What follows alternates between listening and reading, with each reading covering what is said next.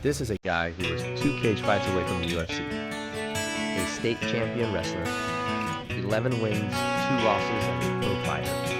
In the ring, they called him Sunshine. And then he walked away from it all to start a plumbing company. His name is Clayton Roberts. He now runs a multi-million-dollar plumbing, air, and electric out of Argyle, Texas. He grew up in Tulsa, Oklahoma. He's dyslexic, and for most of his life, he was told the things he couldn't. He went out and became a state champ on the mats, fought his way to an 11-2 record, and a professional mixed martial artist, then bet everything he had on a business. He will tell you straight up, it is the single biggest risk he has ever taken. That bet almost didn't make it. He launched 1 week before the world locked down. No one saw it coming. He didn't realize how much working capital his business actually needs to. Today, he runs a team built on one rule: his employees eat first.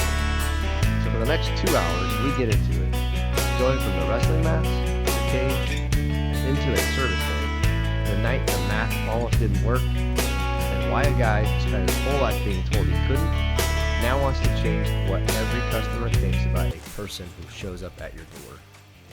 Let's get into it. The BA Podcast. You mentioned your biggest lesson that you had learned was not understanding capital.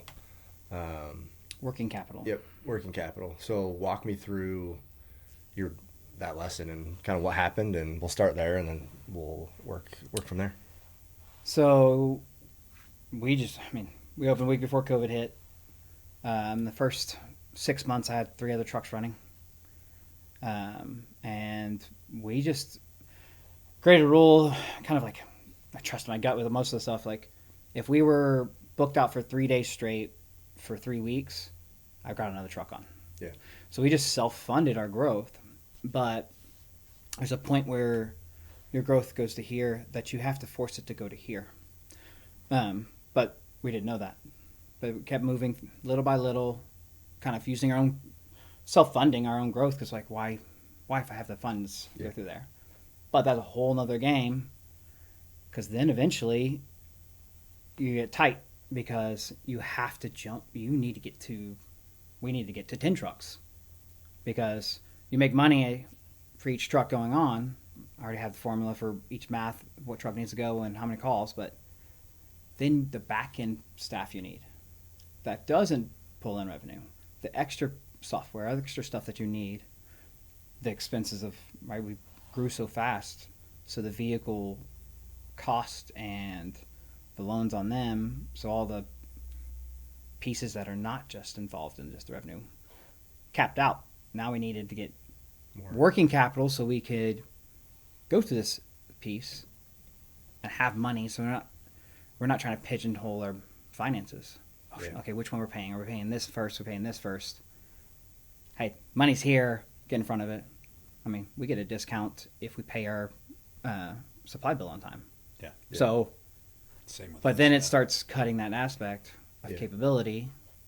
Because you need capital to go out. Mm-hmm. And so that I understand and help people that are listening understand, what you're saying is that you get a truck, or you get 2 or 3 trucks, and they're going to go out and produce more work, but they're also bringing in, let's say you were handling maybe 8 jobs in a day, and now you're handling, let's call it 30 jobs, right? Well, that takes a physical person on the other side of a phone, a logistics, ordering equipment, ordering materials, supplies, like all stuff that you're going to have to front load. And you can only work 8 hours, and let's say call it 16 hours in a day. You can only physically do so much as one person, and now you have too many problems, not enough people on the back end to fulfill it, as well as the overhead of going out, whether it's ads, whatever your commercial, how you're going out, but the actual hard cost of equipment all become too high, and it squeezes your finances, takes all your liquidity, and now you're looking at okay, we could grow, I just need $100,000, and then at the end of the month you can pay the $100,000 back and then have your profit on top of that. So trying to figure out what did you guys start attacking first? So you're like, okay, we got this capital problem. Do you just go out and say, okay, I need a bank loan, I'm going to go to the bank and talk to it? Problem is we realized before it was too late. Yeah. Now bank won't give me working capital. Because the same thing as when you go buy a house, debt to income. Ah, okay. Right? We have assets. There are assets that are liquidated to do that, but the cost of payments for those as well as everything. So that the income piece, they're like, they're not comfortable giving more cash. At that time, when I realized we already past COVID, we were now getting back into everybody's day to day even more. We're already a year past that. We realized, but the problem is, then banks pulled back too. They were giving freely before, but then. Yeah. So whenever I had more money coming in, then to be able to get myself to the next level, we had to expand so I could be less in the business, more on the business. Yeah. Well, then capital. It's too late at that point. So we have to strategize around it and everything else. That's what we've been doing for the past couple of years. Okay. So have you been able to solve that problem for the most part, or how did you overcome that and continue? Because you've continued to expand since then. I have filled in holes that I found by having. There's nothing on. No one gives you any metrics. Yeah.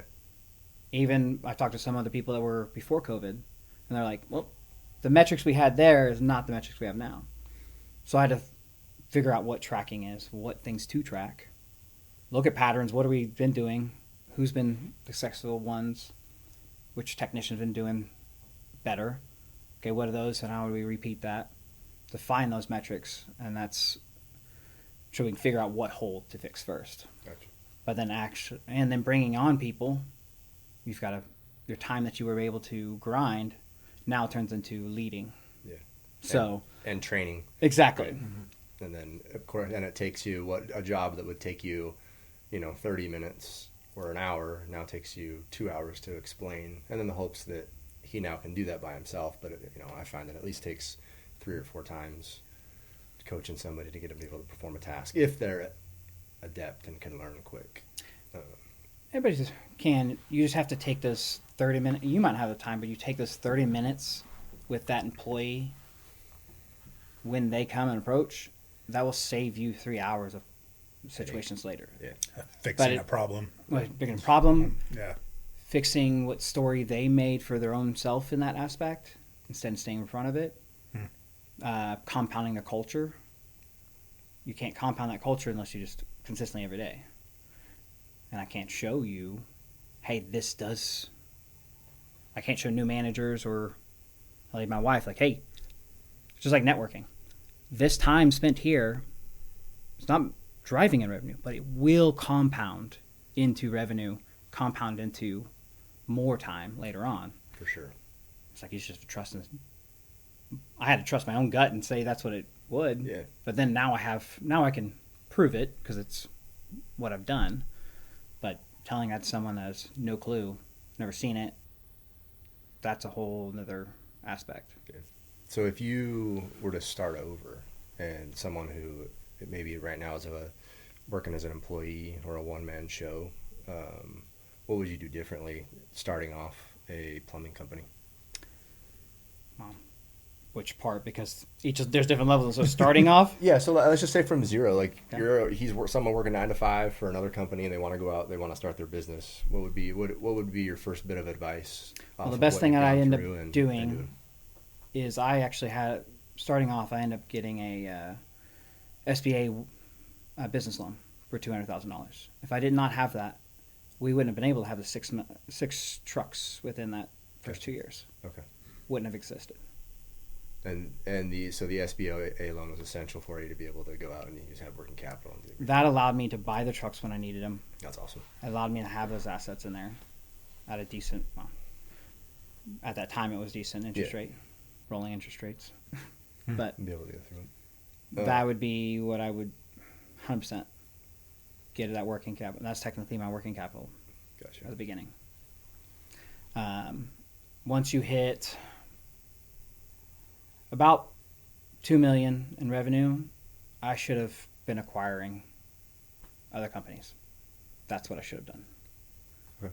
I should have acquired another plumbing company. I had revenue, banks would have backed that, then other companies would have been able to do.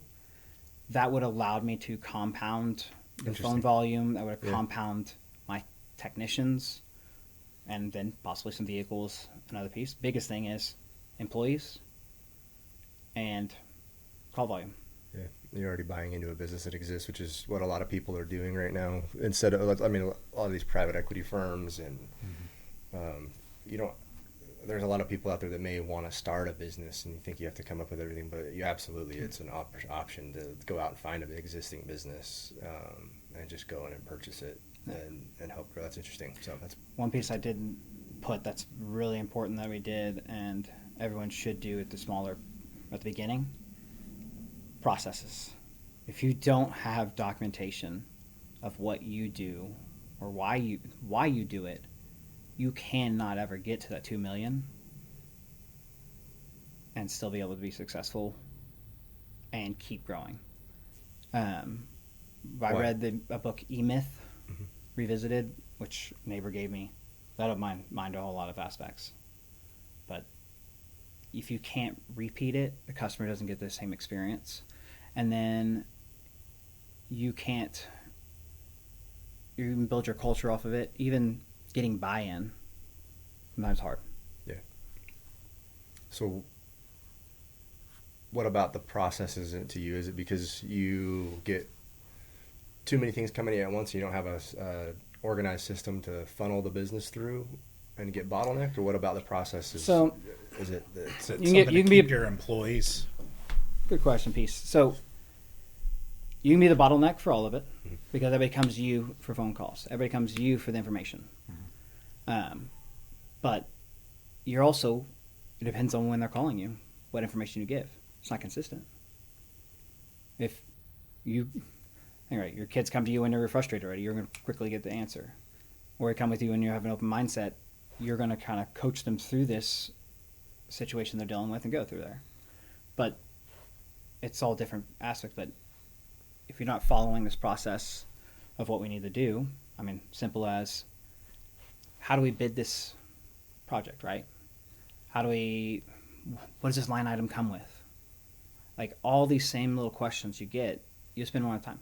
And then with more time you spend on the phone with one employee, the less the other employee feels like they're heard or appreciated or even understand what to do. Now they feel like, I'm just going to do my own way. Well, now you're reprimanding him for not doing something the way that we all agree to do this because he have nothing. And he's having to make a decision. Yeah, and he feels justified because he feels like he's forced to make the decision. So, and even on that aspect, that does still happen. We just created 4 rules in that for like I will back you whatever decision you get. I don't care if it's wrong. It's recoaching. Is it taking care of the customer? If money was an issue, would you do it in your house? Do it in your own house. Would you post it on social media? Is it to code? Like, that's really good. Ask these core values, your core, like, if your gut tells you this is how it is. I hadn't told them. I don't care how big we are. You call me directly if you say a manager or if I'm coming at you and your safe word, so I use the 4 rules. Tells all of us to shut up, listen, and okay, how is this taking care of the customer? How is this to code? Da da da. And hey, might be a perspective we didn't see. You were there. I can't keep you from making decisions. And it gives a guideline because as much as we want as much as we want every job to be profitable, we all know it's not a reasonable thing, right? Like every once in a while, you're just getting a job that just doesn't work out, and you end up having more costs than you expected, and sometimes you can't always pass that on to the customer, right? You're going to have to make the best decision possible, and you've given your employees these guidelines to stick in. Yeah, we had a situation not too long ago with a metal roof. We had bid it out, and it ended up being a little more complicated. We didn't lose money on it, but we took care of the customer. But guess what that customer went and did? He went and wrote us several reviews, super happy with us, and we know if he has a bigger project in the future, he's going to call us. So we gained a customer.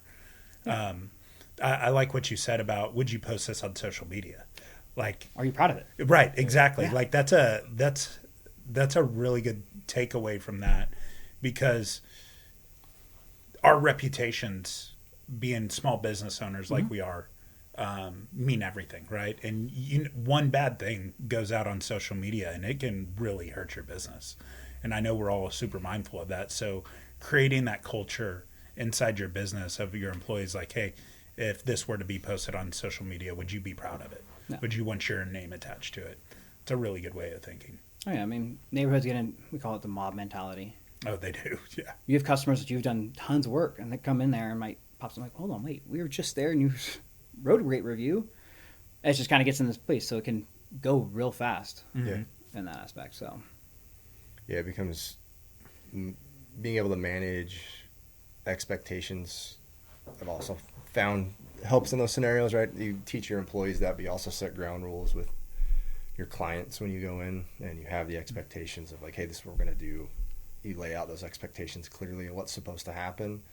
And then if something goes different from that, then it's easy as you or as an employee or yourself to recognize, okay, I set this expectation. I'm not living up to it. It's clearly my fault. But it also helps the clients if like, oh, well, he said this was going to happen and everything he said it was going to happen. So even people still get upset, but it's easy to go back to those expectations and be like, hey, look, I explained this to you. I explained this to you. Nothing has happened differently from what we talked about. Why are we, what can you walk me through the mindset you have and why you're upset with the situation? And if you do that, it's a good way to keep people from getting upset as much. Sometimes you still can't. Sometimes people just get upset. oh, yeah, definitely. And that's a whole other aspect on the customer. But the Yeah, biggest that's things, those owner. 4 rules were, Yeah, I like that. it's more, we kind of went to the customer, and that's why I want to make sure that this is actually more for our employee to have the power Yeah.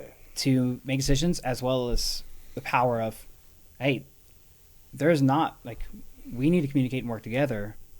If you make those decisions, we have to back you 110% for that. Or we just, hey, coach you in something you didn't see or didn't understand that aspect. So now we're having coaching sessions. Now we're having communication is clearer. Yeah, and work together. I don't think you're any different than us, but I would rather have an employee make an educated decision off what they thought was best and make the wrong decision, but walk through those 4 questions or whatever the steps are that you have in your company, make the error and come back and explain to you, and then you realize it's like, oh man, I did mess up. Well, because you know why? He's not going to do it again. People to society is what I kind of this aspect when I say people like that. They're afraid to make decisions of being wrong. I tell our employees all the time, trust your gut. Ask yourself, it'll affect you in the next 3 minutes, 3 hours, 3 days, or 3 months. 3 minutes, 3 hours, just make a decision. 3 days, get someone else involved. 3 months, let's take some time and let's get a couple people involved so we can collaborate together. But if we don't trust our gut, and if there's a nerve that goes straight from your gut straight to your subconscious, we don't know if it's wrong or right. If you don't trust it, people always learn. They're like, I learn off of failing. Well, because we don't ask ourselves when we do something successful, why did I make that decision and it work? We got to reflect back on the wins so we can figure out what piece of those pieces were the win. What did my subconscious, my gut tell me?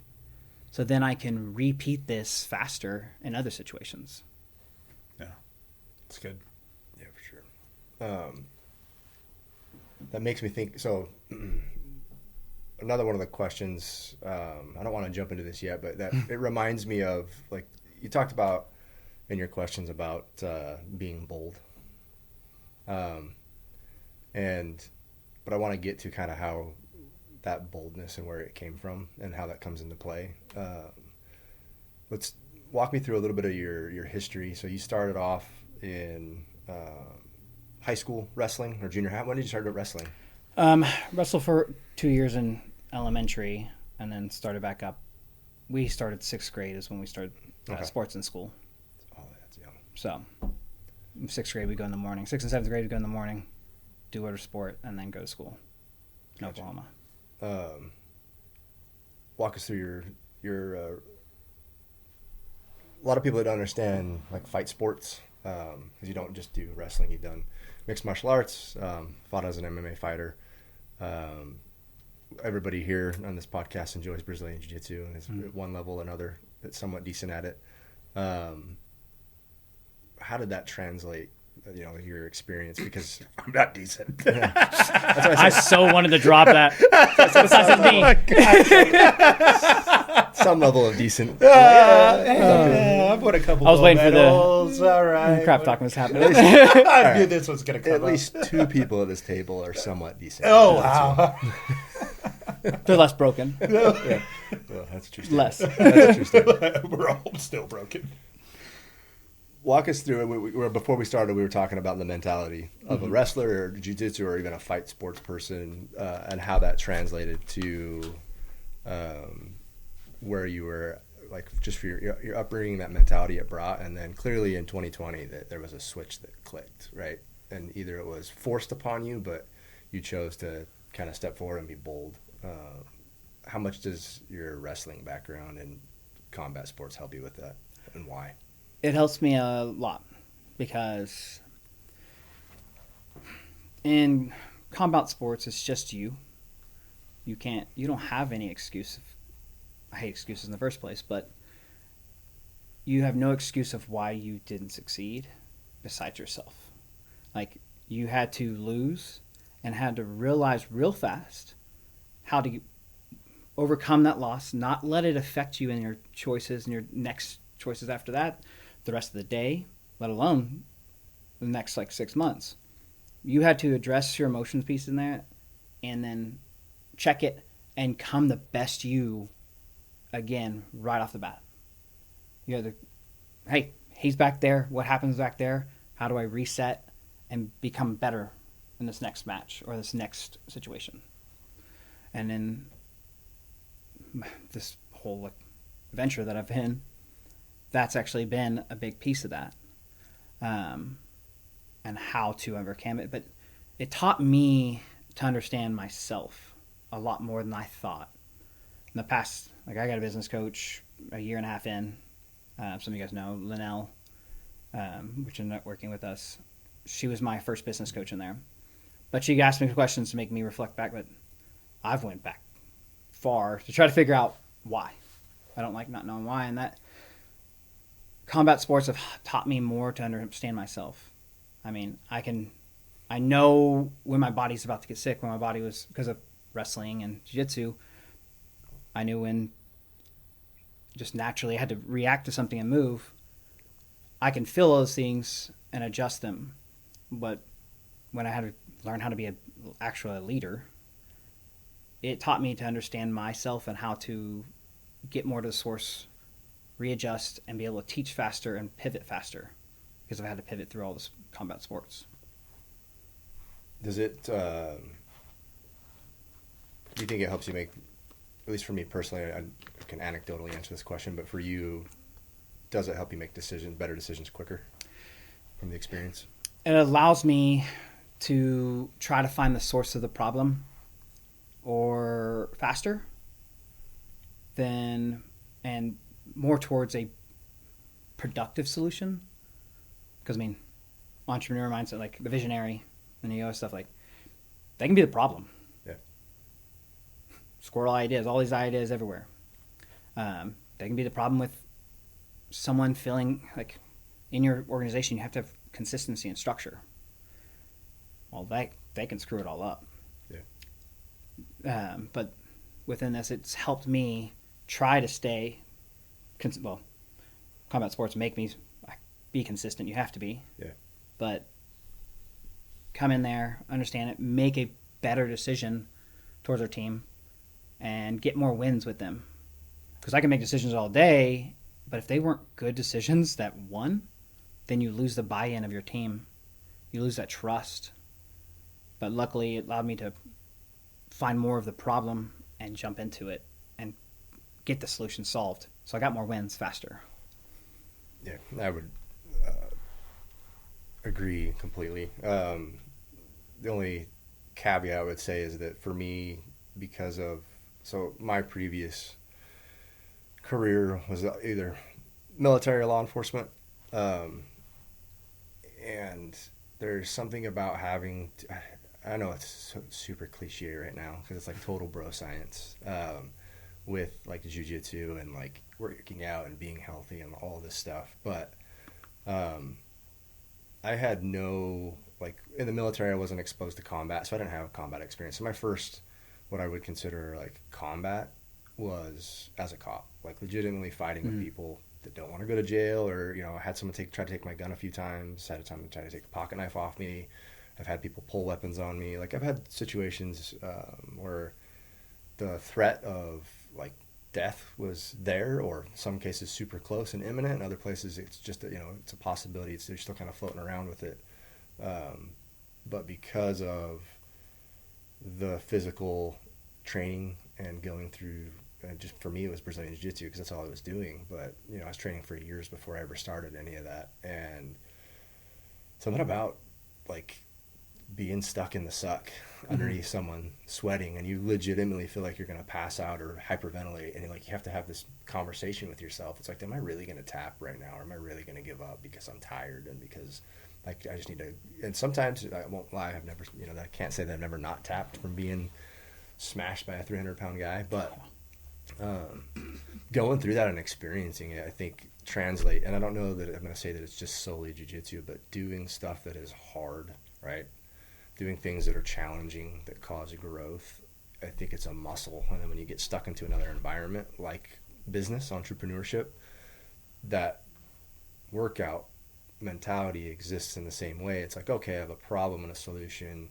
When I was over here in this industry, I was wrestling, I did these drills, I did this, I worked on it, and I had to do this every single day, and it worked. And so you go over to the business world and you realize, like, oh, okay, I've got these problems. I can't solve them all in a day, so I've got to work through these methodically. How do I do this? And you start to realize, like, okay, if I do X, Y, and Z, I'll accomplish this goal. A, B, and C, I can accomplish this goal. And it helps to push through business because you chose a hard task. And it could be anything, right? There could be a myriad of, it's not just Brazilian Jiu-Jitsu and wrestling people out there that can have challenges that translate, but I think it's instrumental in your ability to function by having some experience to pull from. So. And you mentioned it like you called it bro piece in there, and then you mentioned muscle, but your biggest muscle in your body is your brain, but it's also the most laziest. Yeah. It's built to conserve energy. But when you're 100% right on that combat sport, you've had to put it through these higher level stresses, these higher level pieces of fight or flight, but what you put yourself through, then when something else comes, it's nothing. Like, it's your mind is like used to, well, hey, I've been here before. I've had this fat guy on me.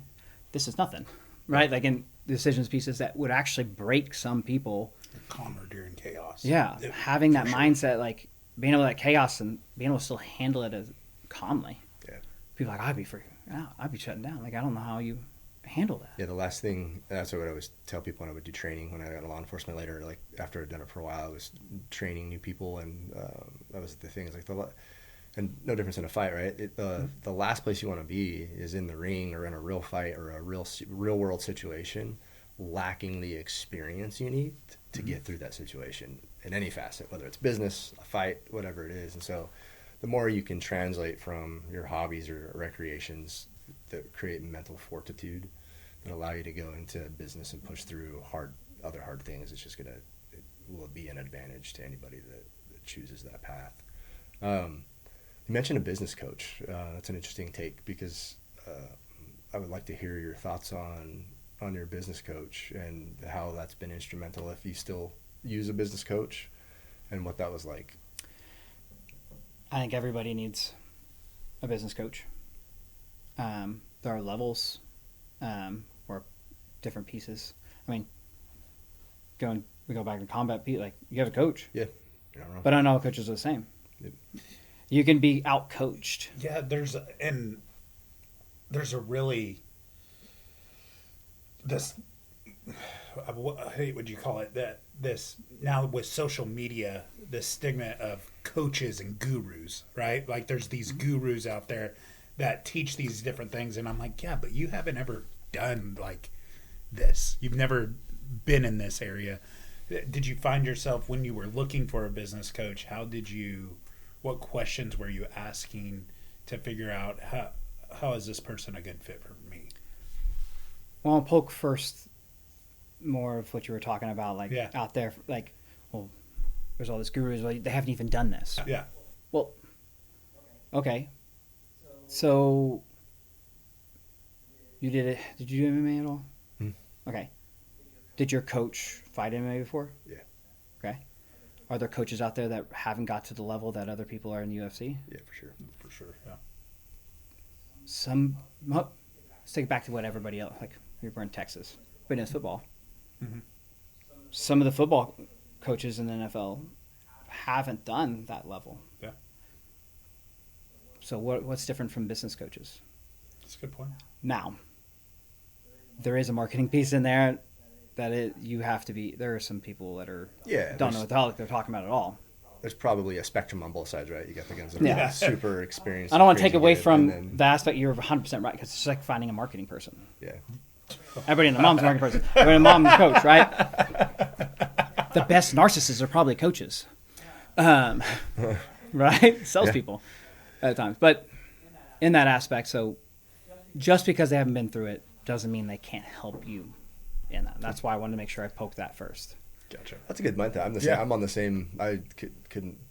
I'm on the same exact mindset. I have a hard time listening to people that coaches when they don't have the experience to draw from. But you're not wrong. Like there's plenty of athletic coaches that I had that weren't pro athletes. Doesn't mean they didn't add value to what I was doing. I couldn't see. And They were well studied or well versed Yeah. because And I it's an guess they extra pair of spend eyes their and ears. time studying that, right? Like, when you talk about a football coach, right? Yeah, I know some football coaches that they didn't play past college or high school, but they're phenomenal coaches because they've spent so much time studying their craft, No.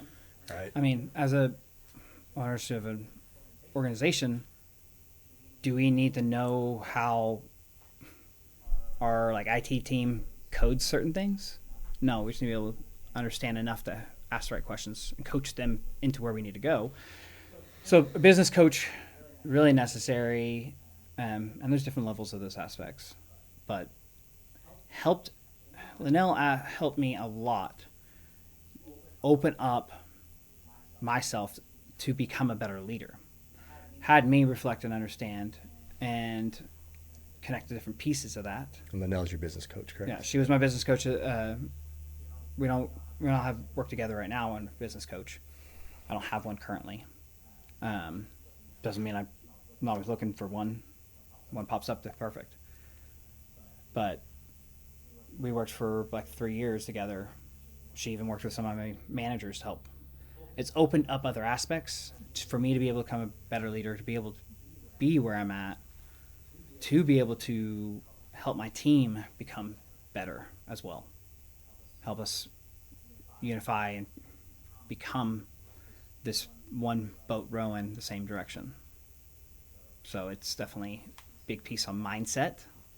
I mean, sometimes in sport, how many times we're you get people and they're just complaining. I'm like, come on, just get up there, reset.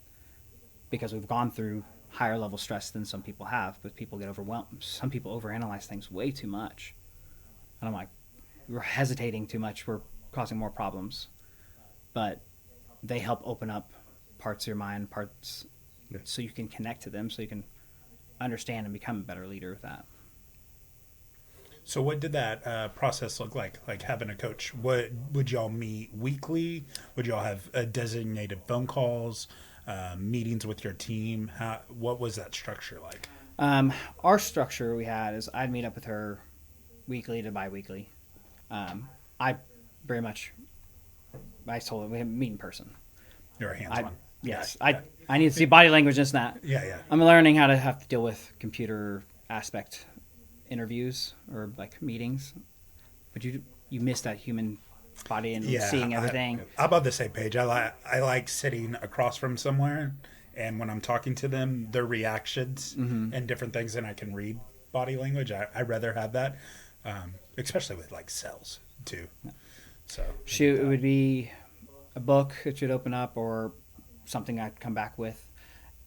And most of the time, it's almost like therapy, realistically. I mean, males don't have enough other males to just bullshit with in that aspect. So, being able to just go back and forth and kind of work through things of problems that I'm dealing with in business, and her being able to ask the right questions and pull out the right pieces, it helped me not have to, overwhelm my team with everything that's going on in my head. Like, we can overwhelm your top people. Yeah, and that aspect is good too, because you don't want to, like in the military, they're always very much like, you never complain down, always complain up. Like, I don't ever want to go complain or give the perception that I'm complaining to the guys underneath me. And not because they don't know I'm human, but they're going to, if I go and complain, I mean, it's no different than if we see one of our friends, at least for me, we talked about this before, we go and they post, they have a job or whatever, and they go and post, or they own a business, more particularly if they own a business and they post on Facebook how bad it's going.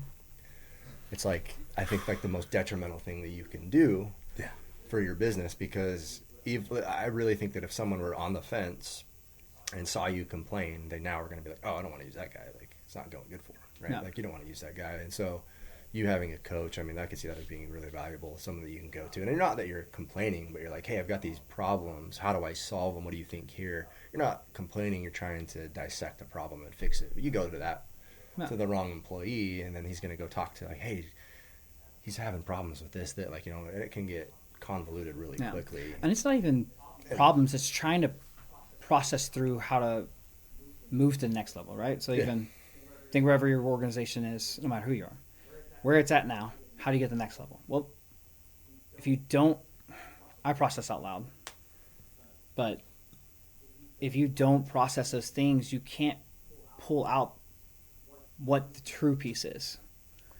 You might think this is the problem, but as you get going, talking and asking questions, and then they ask questions back, and we just go back here talking and having this conversation, then it connects to what really is.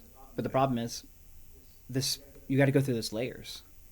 Yeah, there's nothing more funny when you're having a conversation with your significant other or somebody. You pose a question and you say it out loud, and you're like, "Oh, wait a minute, that's not a good idea," or whatever. Exactly. There's like a quick I just saying it out loud. You cause the introspection that you need to solve the problem. Yeah, and for sure, if you're doing it with your team, they're confused where you're going.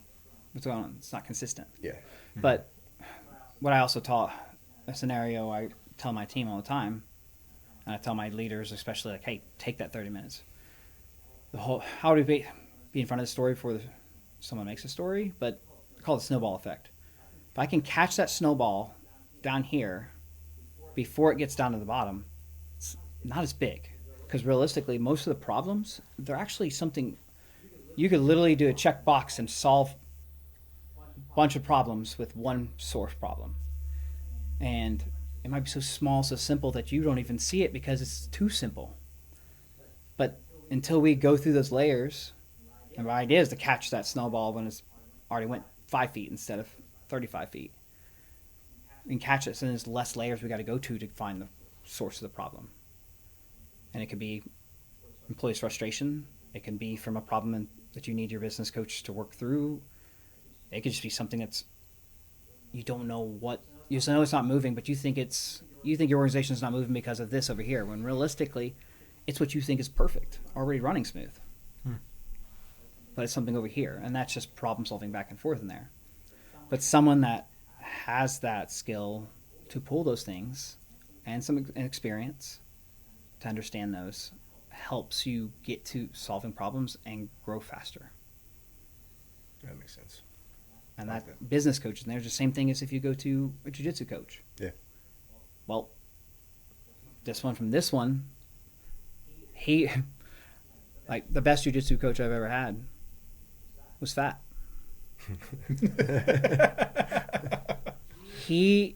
So I went from Oklahoma to Texas. And so people know that we're not fat shaming anybody. It's just a very grueling physical sport. Yeah, so you're sweating every day. It's just not common that people are overweight and are any good at it. Because it is a grueling sport. It's difficult to move. Exactly. Right. I had to unlearn everything I knew about jiu-jitsu. And I'm a brown belt now. I got recruited to fight MMA down here full time. He was the jiu-jitsu coach there in Texas. I had to relearn what jiu-jitsu was because he made me think of it in physics and science, like mechanics, and body mechanics, physics. Now, at the beginning, I was trying to understand his accent, so I had to get a little close, but Was he Brazilian? yeah. Okay. Were you, Um, I'm assuming you were pretty wrestler-based jiu-jitsu game in well, the beginning, like meaning pretty front attack, top heavy, like. when I first started, yes, but I went straight. time. My coach made me go straight to my back. Okay. He made me get mount and then roll to my back. Yeah. The first coach of mine. Yep. He was ex-Marine drill instructor as well. So when he yelled, like, you listened. So, Good hero. but he made me rethink it. But it was to understand why, and those core pieces of that have brought into my company too. Like, if you understand the mechanics of it, it doesn't matter where you're at, what position you're in, you can reuse this. So having, like, we're talking coaches, but that coach to be able to just explain it. That's kind of why I said about that. And because you talk about business sometimes, he doesn't have the experience. Now, he had the experience, but in that concept, he rethought how to do it and changed. I go to jiu-jitsu right now. When we went last time, people are like frustrated with how, because I don't engage. I'm more passive with it. I use their own body against them, hence the reason why his knee's destroyed. Facts. But a coach can change everything. It can undo everything about yourself and be able to be that leader you need to be and get that organization to the next level. Especially when you don't have any. You talk about complain up. You have no one up. Yeah. Like, you are the top. Like, who are you going to go to? Other entrepreneurs? Well, they're already busy and still, like, trying to lock people down. Yeah. Trying to get either one of you Like, guys, like, to go do anything. Like, Yeah, it's hard. I mean, you get. then you have family and everything else. Yeah, it's like you want to do this, but then you've got this commitment over here, and this commitment over here, and this commitment over here, and this over here. And I don't know how you guys are, but it's hard. Like, you want to say always on default on yes, but you end up getting yourself in a lot of trouble because you're like, yeah, I'll do that. And you're like, oh, crap, I can't. I always say no because I don't like being locked down to a calendar. I've saved myself a lot of. The older I've gotten, I've realized the more importance of saying no. It's not that I'm trying to, like, not ever do anything. It's like, look, I'm so busy, I just don't know right now, and I have to say no until I can say yes. Yeah. Otherwise, I'm gonna, Yeah, I have a problem saying that. I'm the worst at this. Yeah. And he'll tell you that because I enjoy, like, helping people and all this stuff, and I don't know. I've learned now, and he's helped me. Hey, sometimes you just gotta say no. Like, it's okay to say no, and it's like I feel like I want to appease people. I guess I don't know what it is. At kind of back to what you're talking about, the wrestling, and so I can't verbatim say what you wrote down Unacceptable. in there because I don't remember it, but I can say that you more or less you spent a lot of time probably in wrestling in your fight career talking about encouraging people to be bold, and then you decided to step through and be bold yourself, and walk us through that and how it happened. Well, And give us a little backstory. So on your MMA career too. So you wrestled through, started middle school, high school. What was that like? And then going into college to wrestle. so I was just raised with my mother. There was a mother, my sister, and then my brother.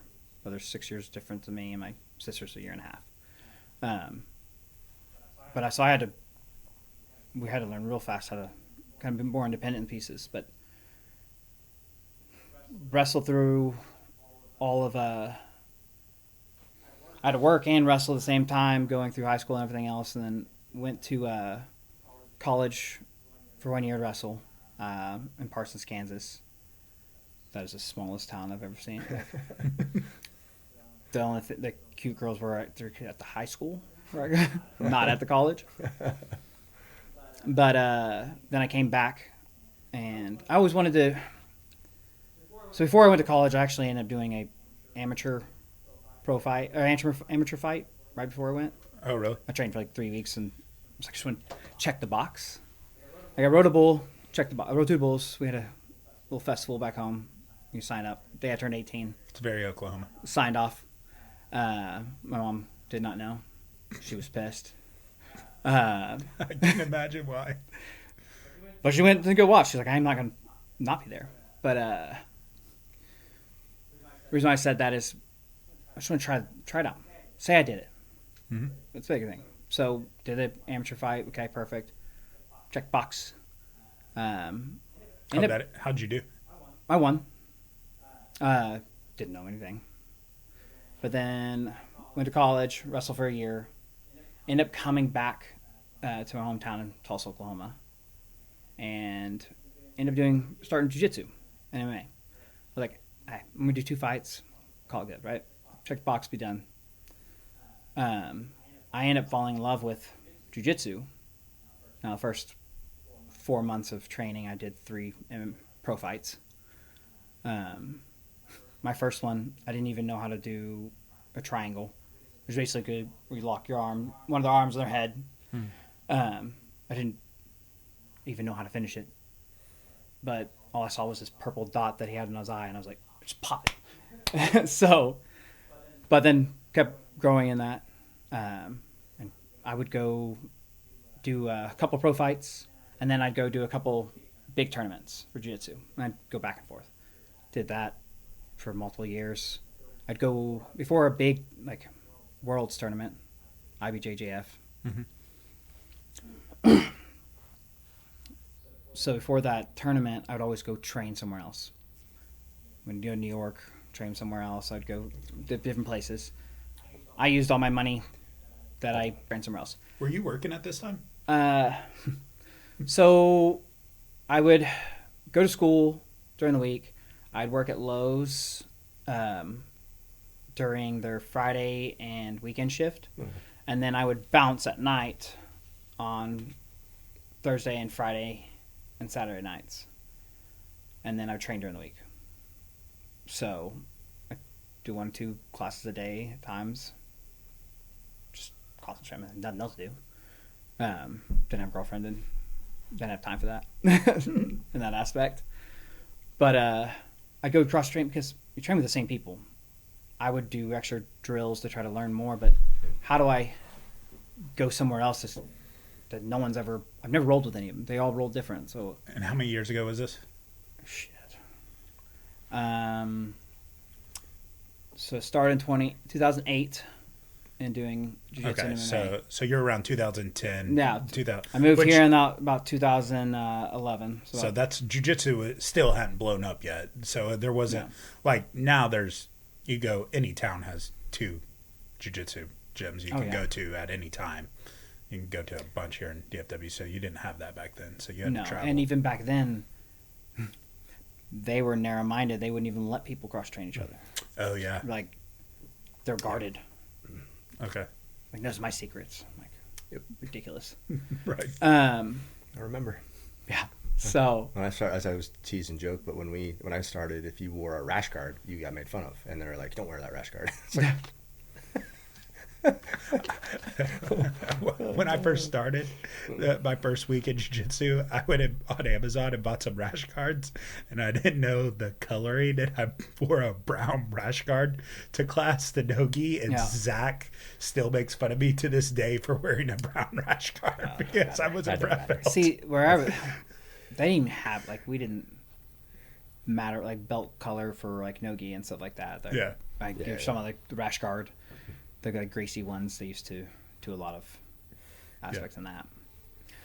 Hell, I would wear Fortitude shorts there. The shorter the better.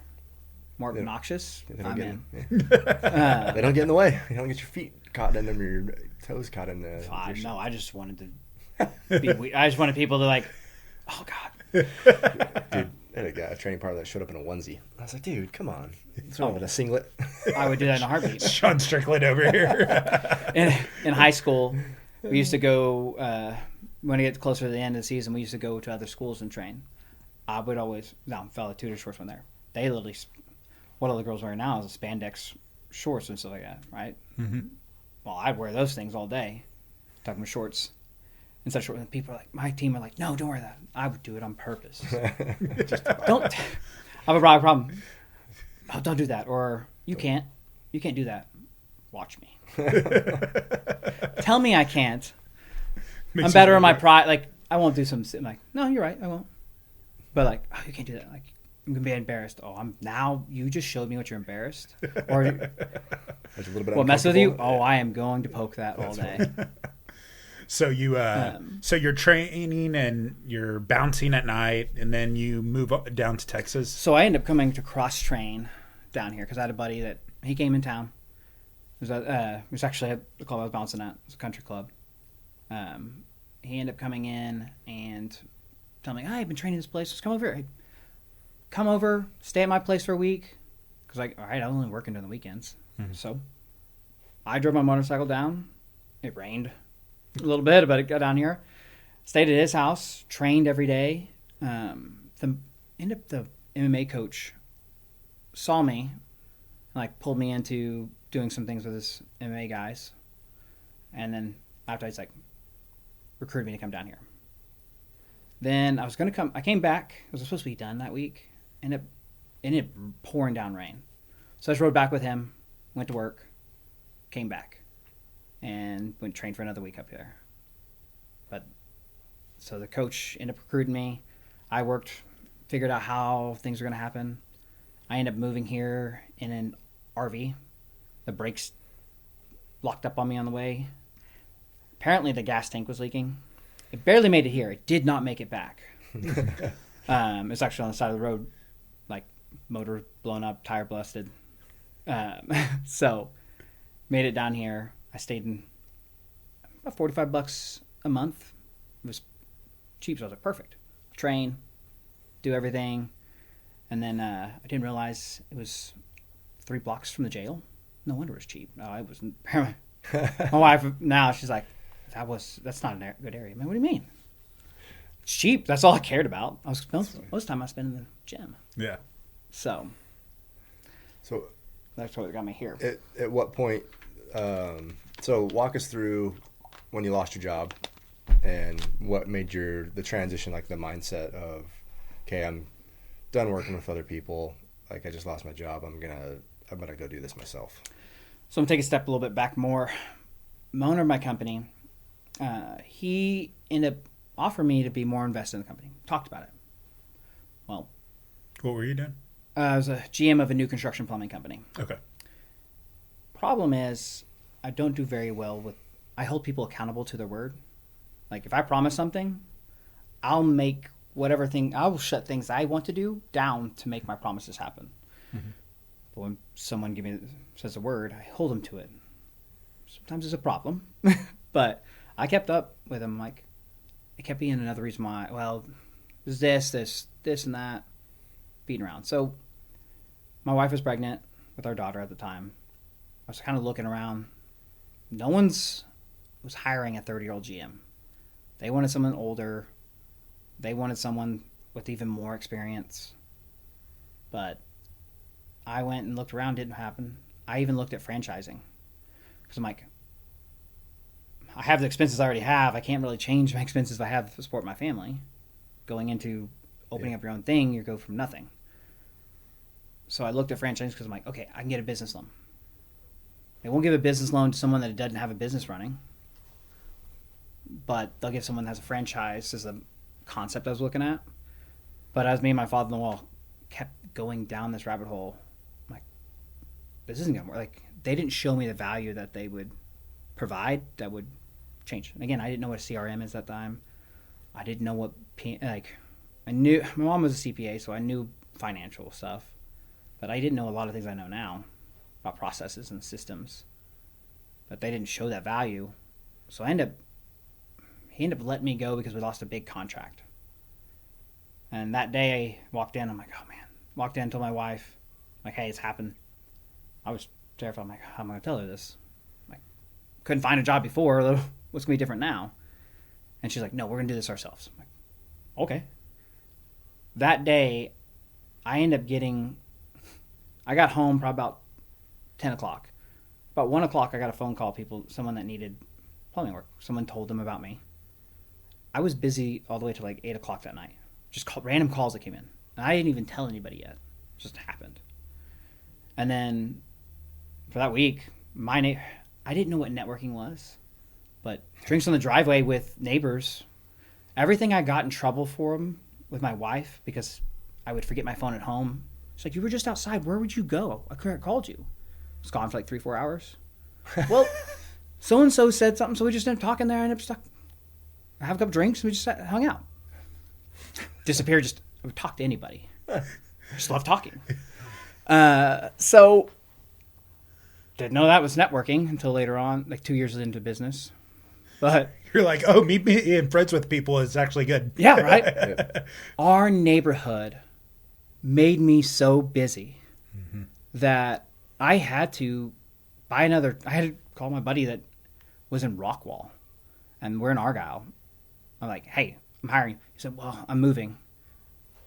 Here, I'll pay you. I'll pay for movers to move your entire family from your apartment to another house. Like, here, what check? How much? Find one that's close by. I wrote him a check and like, I need you working tomorrow. Like, I just got another truck, bought a van, and got him running because I just got too busy. I was like, I'm losing customers. Like, I said yes. At that time, I said yes to everything. I still say yes to everything when it comes to business work. Yeah. We can figure it out. So that whole aspect, my neighbors pushed, and then a week later, COVID hit. Then everybody wanted to look closer, so even more neighbors and people in the area pushed us in that. You know, it's interesting. COVID was actually a good thing for construction and stuff too, because everyone was stuck at home. So everyone's using their house more. Stuff is breaking more, or they wanted to do remodels, or like, oh, I want to add a backyard patio stuff. I want to add an extension. I remember doing all that kind of stuff during COVID, and people were remodeling on homes because they were sitting at home all day long, and they're like, oh, I want to do this and change this. Yes. And they all talked about how it was like, hey, the smaller business is hurting. Like, it was put in social media. So they looked closer. Yeah. Yep. So it helped us expand. Yeah, because at the time, I mean, I remember when the restaurants, like the whole restaurant things, you know, like people were trying to find a way to, you know, keep their restaurants alive. And they're like, oh, you can't go inside. So that's like, all right, well, everybody can go outside. You just can't come inside. And then all of a sudden, I remember like the outside space heaters exploded because, you know, you get Chicago and New York, these places that were cold because this all went down in the wintertime, right? And all of a sudden, like, there were people driving by the truckload, like, ordering these space heaters to ship them because they were selling them for 400% up, or 400% increase on it. But it caused, like, all this opportunity. I only bring that up because COVID brought a bunch of opportunity for a lot of people. Yep. And if you realized it, and it changed the business in the world, and it has not gone back. And there's some aspects that I think physically, I think people are going back to more of like a physical workspace. I think we all realize, like, hey, humans are humans, and if you're not in a team environment or a place, like, they're gonna by default, your employees are always gonna do what's best for them. And if they're home by themselves, like, they're gonna do what the things that they want to do. And I think that people realize they can't have such a disconnected workforce and have as much efficiency.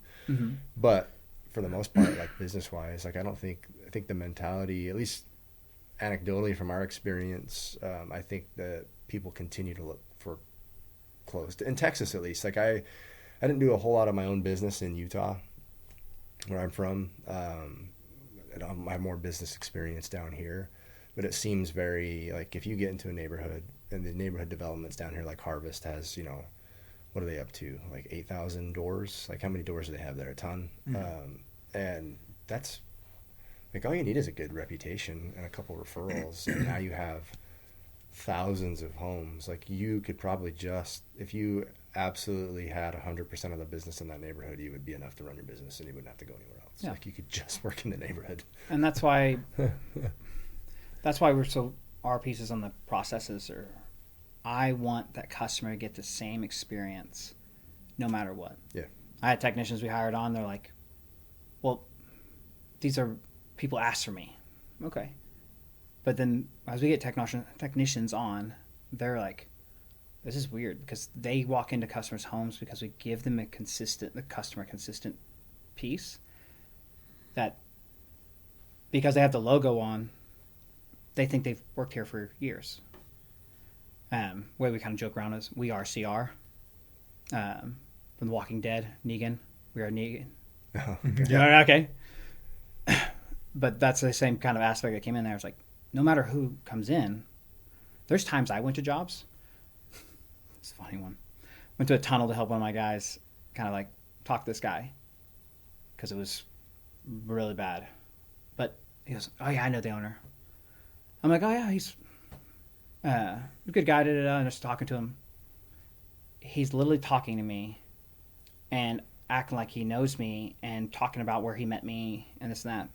I was like, oh yeah, he goes to that sometimes. I just had fun with it. It happens a lot in those aspects. But that's the kind of environment we want to keep. No matter who's there, customer gets the same experience. And that's why even adding on AC and electric, we're a one-stop shop. You called one person that you trust. We've earned that person's trust for life. Their kids' business we earned. And then we even converted the grandparents. Because we know that generation, they got a guy. Mm-hmm. You ain't messing with that guy. We converted the grandparents. So we have the entire household within plumbing. Now we can have the entire household within too. The HVAC and the electrical. It's a lot easier one-stop shop. Once you gain their trust to be able to translate over to multiple. We're even teaching all of our apprentices. I want all of our apprentices to have all 3 licenses. That's cool. We're teaching them all 3. So how do you take someone when you hire on, because you've grown, you have several trucks now, and you're obviously hiring on guys that have worked for previous companies, right? They already have their license, and they might have more experience in, AC than you do. You start out in plumbing. How is it that you're taking those guys and training them to do your processes and treating the customers the way you do, and kind of untraining them, kind of like you did in jiu-jitsu? Mm-hmm. You had to unlearn, how you were trained in the past and learn it a new way. First problem is you're saying my way. It's not my way. It's CR's way. It's our way that we all created. It's built by technicians. How do we take all the... I spent the first couple years, what are the pain points? Let me take it back. Spent a couple years, what did you guys love about the place, every place you've ever worked? If you had Genie Lamp and you could take whatever it was, what were those things? Let's bring it here. What are the things you hated that you didn't like at all? Let's throw it out. Why am I building it? Like, you guys have already experienced what was the perfect place you would create yourself if money was an issue, time was an issue. Let's create it. And in those aspects, I'm just like you talked about business coach. I have to be a coach. I have to ask the right questions to pull things out that they don't even know how to even express or even how to think about it. They go to emotion like, oh yeah, it's this. What about that? So I'm always going to ask 3 to 5 more questions on that same piece you just told me, because I want to get to the root. I want to get what is the biggest piece of that. And you're by that approach. I can see I like that, because you're taking the approach. It's not my way. This is just the best way, and this is the way we decided. And it's not me that's decided this. I've been part of it, but you guys were also a part of it, right? So there's a team buy-in, right? Mm-hmm. It's not just like, hey, good leaders.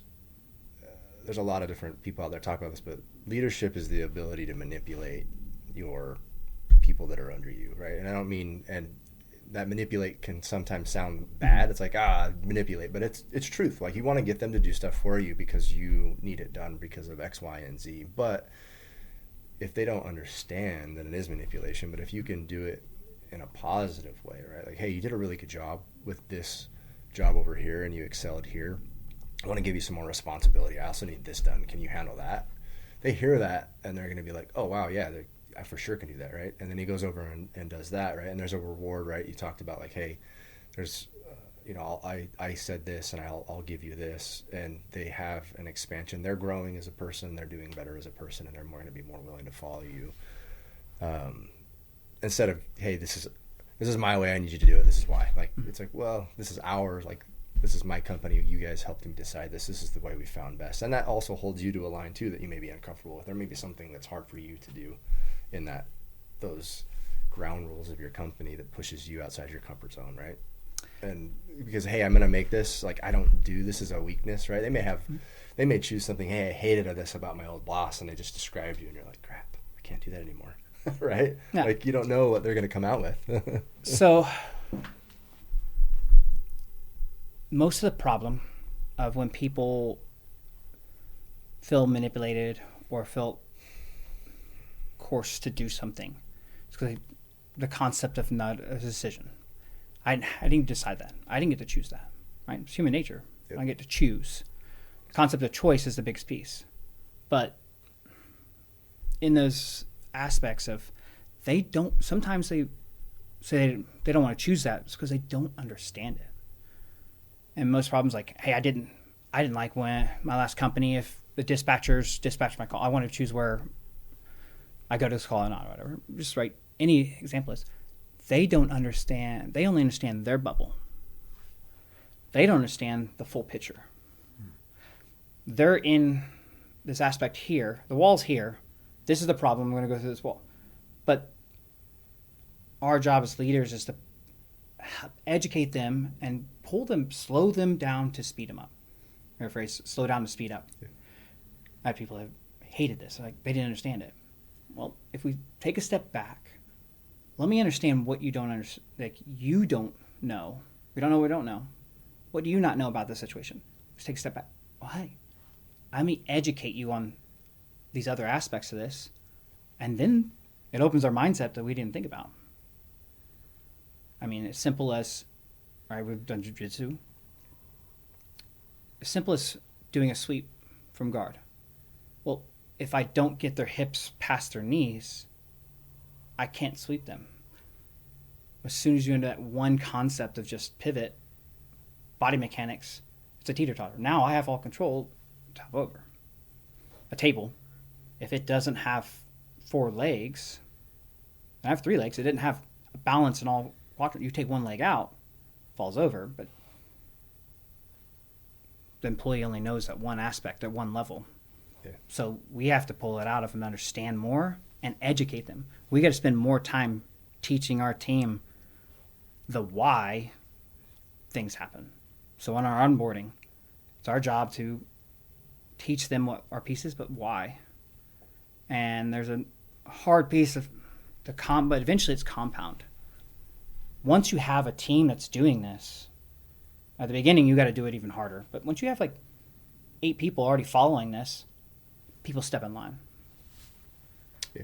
There's a book that I had that had talked about a monkey. They put a banana on the top, had a group of monkeys. Well, every time a monkey went up the stairs to get that banana, they'd soak him with a water hose. Well, they soak everybody else besides the monkey that went to give the banana. Well, eventually, those monkeys beat up any monkey that would get up there. No one went up there. They put a new monkey in there. He'd go get it. Everybody beat him up. Eventually, there's all new monkeys. They don't even know why. You just don't get the banana. That concept is what I'm talking about, is because eventually there's enough group that there's enough buy-in, like something must be working. But until you get to that compound, you have to teach and understand. But even at that point, when the people come in, you got to educate them. You got to sell them on the value. You got to show them how you're listening to them, hearing them, and support them. That makes sense. I like that.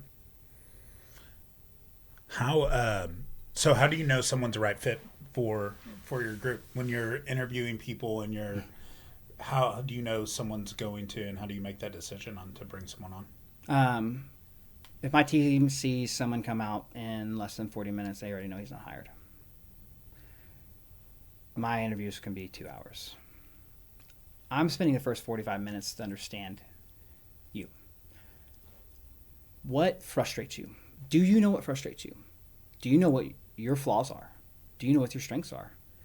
Do you know when you're communicated how you need to be communicated to when you're frustrated? How can I see those signs? Are you wanting to better yourself? Are you wanting to grow? Are you just hey, I'm good. I'm narrow-minded. The people that come on our organization have to want to be better, their personal self. Then I'll go to the technical side, and I'll make you realize you really don't know what you're doing. We're going to train you, though. I want us to be the most knowledgeable technicians in the TFW area, and then we'll go to other states. But so what do you do when you get the extreme version of that, when you get an entrepreneurial mindset that steps in that has all those qualities, but is whether they're upfront about it and say, hey, I want to someday own my own company, or you see that potential in them. What do you do in those cases? So we'll take a step back. When I started our company in a truck and a trailer. Mm-hmm. I'm driving around. I'm like, how can we do this better? Why are technicians living paycheck to paycheck?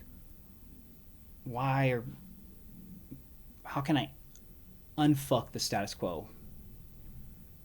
I can't not say that the way I said it, so there, sorry. I'll pause that one. You're good. Of what people think of a technician, as well as what a technician thinks of a place to work. I got an offer to be invested more in our company, right? Open-ended. Kept on. I told myself, if someone comes in that has a mindset to run the company, perfect. What territory are we not in? Let's go open up one over there and you go run it. I want an entire team of alphas, of leaders. I want an entire team of entrepreneurs, because then we can still work towards the same aspect and we'll create options. I would rather take someone from our organization, say we go to Colorado. Wife wants to visit there more, so why can't I have ride off going there? So we'll grab a company up there. Fine, I'll take you, move you up there, and you run this organization. We have to have that built in. We have to build it from our apprentices up too. I'll take that all day. Cool. They just got to want to be hungry. Yeah. Our company has a company Audible account, as well as I buy certain books that we train off mindset and leadership. I'm giving them no excuse not to grow. You're choosing now not to learn, and not to grow. The opportunity to like, hey, you can grow, and if you grow, there's this for you over here. It's not. There's unfortunately, there's a lot of companies out there that it's like, hey, go do this, this, and this, and then I'll do this, and then you do all those things like you talked about, right? And then you're over there trying to hold them accountable, and they're like, oh, don't talk to me right now. I don't have They didn't expect you to do it. Yeah. Right. They're like, oh, you did all those things that I said I'd reward you for, and you're like, yeah, that's what you said to do. I went out and did it. Yeah. Now what? And I tell people all day, hold me accountable to anything I said. Because I like that idea, though. If I can't. Looking for the opportunity. It's like, hey, I don't have room for you right here, but we don't have a South Dallas division, right? Or whatever it is, right? Like, I'm going to, would you like to go run that? Yeah, cool. That's what you're going to do. Yeah. You want to do that? Perfect, right? I will feed it. You just keep asking questions, keep learning. Help us make this better. Be open. Communicate to us. Help us see holes we don't see. Help us help be a leader within the team, and let's compound this so you're giving me no choice but to expand. I'm not afraid to. My wife might be sometimes, but I'm not. Well, so what is it that makes you, because it goes back to that statement you talked about being bold, right? You've kind of decided, there's I've seen it on Facebook and Instagram, but it's an ironic thing, but it shows a spider on a piece of paper. I don't know if you've seen this, and they draw a black circle around the spider, mm-hmm.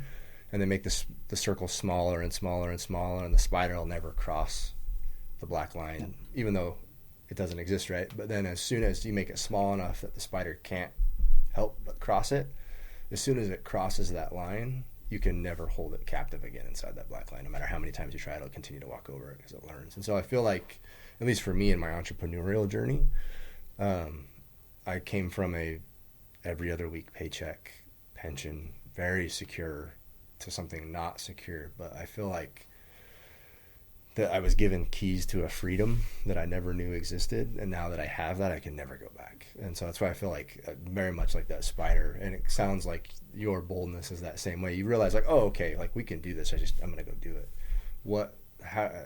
How would you help other people realize that? Because there's a ton of entrepreneurs out there, HVAC companies, plumbing companies, all the above, that have the same fears.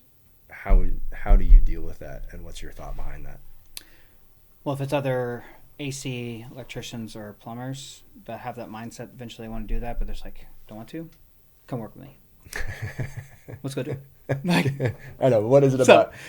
What is it about your mentality though that makes it you're not afraid to why are you just not afraid to fail? You don't care if you fail. What's your mentality on the failure? Because that's what, really, it's what it is, right? The only reason we don't do something is because we're afraid to fail, or we're afraid of the embarrassment of the fail, right? If everything we did was met with encouragement from our peers, nobody would, there would be no consequence. You'd be willing to do everything. But like, you know, anything, even the ridicule from like, oh, you're starting a podcast. Like, there's like a billion podcasts. Yeah, you're right. But we're going to do a podcast. Yeah. Right? Like, I don't really care. Like, what is it about you that allows you to look past that and just, I'm going to do it anyway? I'm terrified. Terrified every day. Terrified doing it. Terrified, like, just because sometimes I don't show it doesn't mean I try to figure out, okay, here's where we're going, but I always look at the negative so I can figure out what's the worst things that happen, so I can figure out, I can put a process or system in way so I can avoid, so when we do have it, it's a problem. But what your question more of is, what makes it different from that aspect is, I've never been asked that question.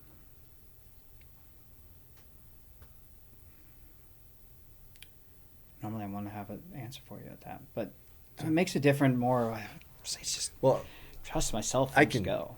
I'll add, I mean, I can give my thought process, my point of view, my help spur, but for me, I always look at where I'm going to be at in 5 years. I always try to have a target, and sometimes longer. What do I want to be at in 20 years? What do I want to be at 5 years, 10 years? I try to look past the moment that I'm at and make a decision that I know that I'm not going to regret 5 years from now. And typically speaking, if the decision I make, I'm going to look back and be like, man, why was I afraid to try that? And the answer to that question is like, oh, I was just afraid, or I was afraid because I might fail, or what people were going to think, or whatever. I realized like, okay, I'm not doing this for me. I'm doing this for other people, and I can't let other people control my actions and my thought process. Like, I have to do what makes me happy. Well, I am who I am. You know, I am a thoroughbred entrepreneur. There's no question. And to a fault, you know, too many business ideas, too little time, right? Like, to a fault. But understanding that it's okay, like, and I've learned to embrace that because I'm okay with that. I just have to understand, like, where are my strengths, where are my weaknesses, and try to catch myself. And then it's a learning process, right? The more I'm out trying to try a business and get things to grow and do stuff, I figure stuff out, and I've become every year more successful. Every year I just keep adding and adding and adding. And so for me, to sum it up, it's just like, I know that, like, look, 5 years from now, 10 years from now, what am I going to be happy where I'm at? Or will I look back and say, okay, I regret not doing that because I was afraid to do it. I should have done that. I should have done that sooner. Because I have not too many, but I have a couple of regrets that I have, big regrets in my life, that I didn't do things when I was younger that I wanted to do because of other people's opinions, and I'll never do that again. What about you? Why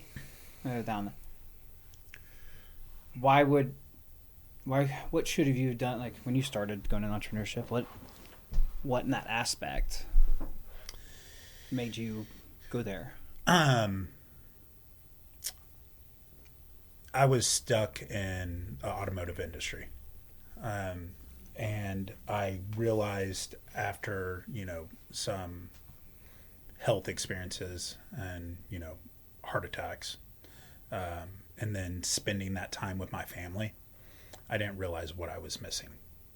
I knew I was missing something, right? Like, not being at all the baseball games and all this stuff, right? As my son was getting older, but I would go to his Sunday games, and my son is such a good kid. I would always tell him, hey, I'm sorry I couldn't be there. I had to work. He's like, Dad, I know you're working. And I would go to this stuff that I could. Well, I got 3 months off, and I was able to go to all of his games and his practices.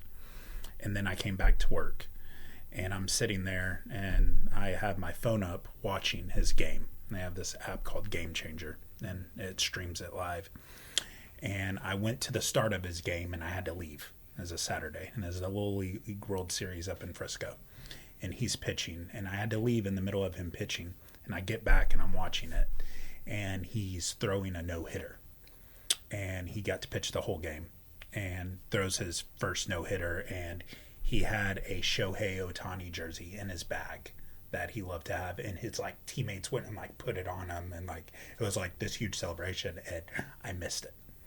And I just start like crying at my desk. Like I had to walk out of the office for a little while and go sit in my truck. And I was like, I can't do this anymore. I can't miss this. And I had some friends in the roofing industry, and I was like, and they were making pretty good money, and they were doing really well. And I'm like, I know these guys very well, and I've known them for, over a decade. I'm like, if they can do this, I can do this. I was at a very high position. I was making a lot of money in the car business, and I was like, if I can run this dealership that I have $35 million worth of inventory, and I have so many different moving parts, if I can manage this, I can manage roofing. And I just decided I was going to leave. And I actually talked to Kyle at Jiu-Jitsu, and I was like, hey, I'm leaving this. I'm going to do this. I'd like to work with you. If not, I'm going to do it someplace else, but I'm going to figure this out. And there was kind of like no other option. I was like, I'm doing this for my family. I have to build this life so that I can be a part and be the dad that I've always wanted to be, or the dad that I wanted as a kid. So that I just didn't give myself any other option but to succeed. I knew if I failed, I could always go back to the car business. I could go back and be a finance director at, any dealership in the Metroplex. You brought up that too. Like, that's important. Like, I think that, it's not a true statement. Like, I don't want to be like crap on too many dreams, but it's not a true statement that we can all be whatever we want to be. Like, it's just factually not possible. Like, I can't be an astronaut. I just know I can't. Like, I get car sick. I get air sick. There's just no way. It's just not happening. He won't go fly it with me. Yeah, dude, I'm just not. It's no bueno. I'm no bueno. So waiting for you. Yeah, we'll go. We'll go. But the being risk averse, though, like, you're understanding, like, that's part of, like, when I think of those decisions and I'm looking out years in advance, I'm looking about, okay, exactly the same thing. It's like, okay, if I make this decision, what are the downsides, right? Like, oh, okay, I might fail. What does failure look like? I have to do something else, or I have to start over. I have to do this right now. If the other side of that is like I lose everything, that's a different decision, right? That's a little more nerve-wracking. But being risk averse and stress testing the decisions you're making and understanding, like, hey, the biggest risk here is my pride. That's no reason to not venture off and try something else. I was scared to death. Like, I remember having, I had some assets, but I wasn't super liquid. I think I had $25,000 maybe at the time. And I owned my land. I owned some land up in Oklahoma, not all the land I have now, but I had some assets of things that I could sell if we were ever in like a dire situation.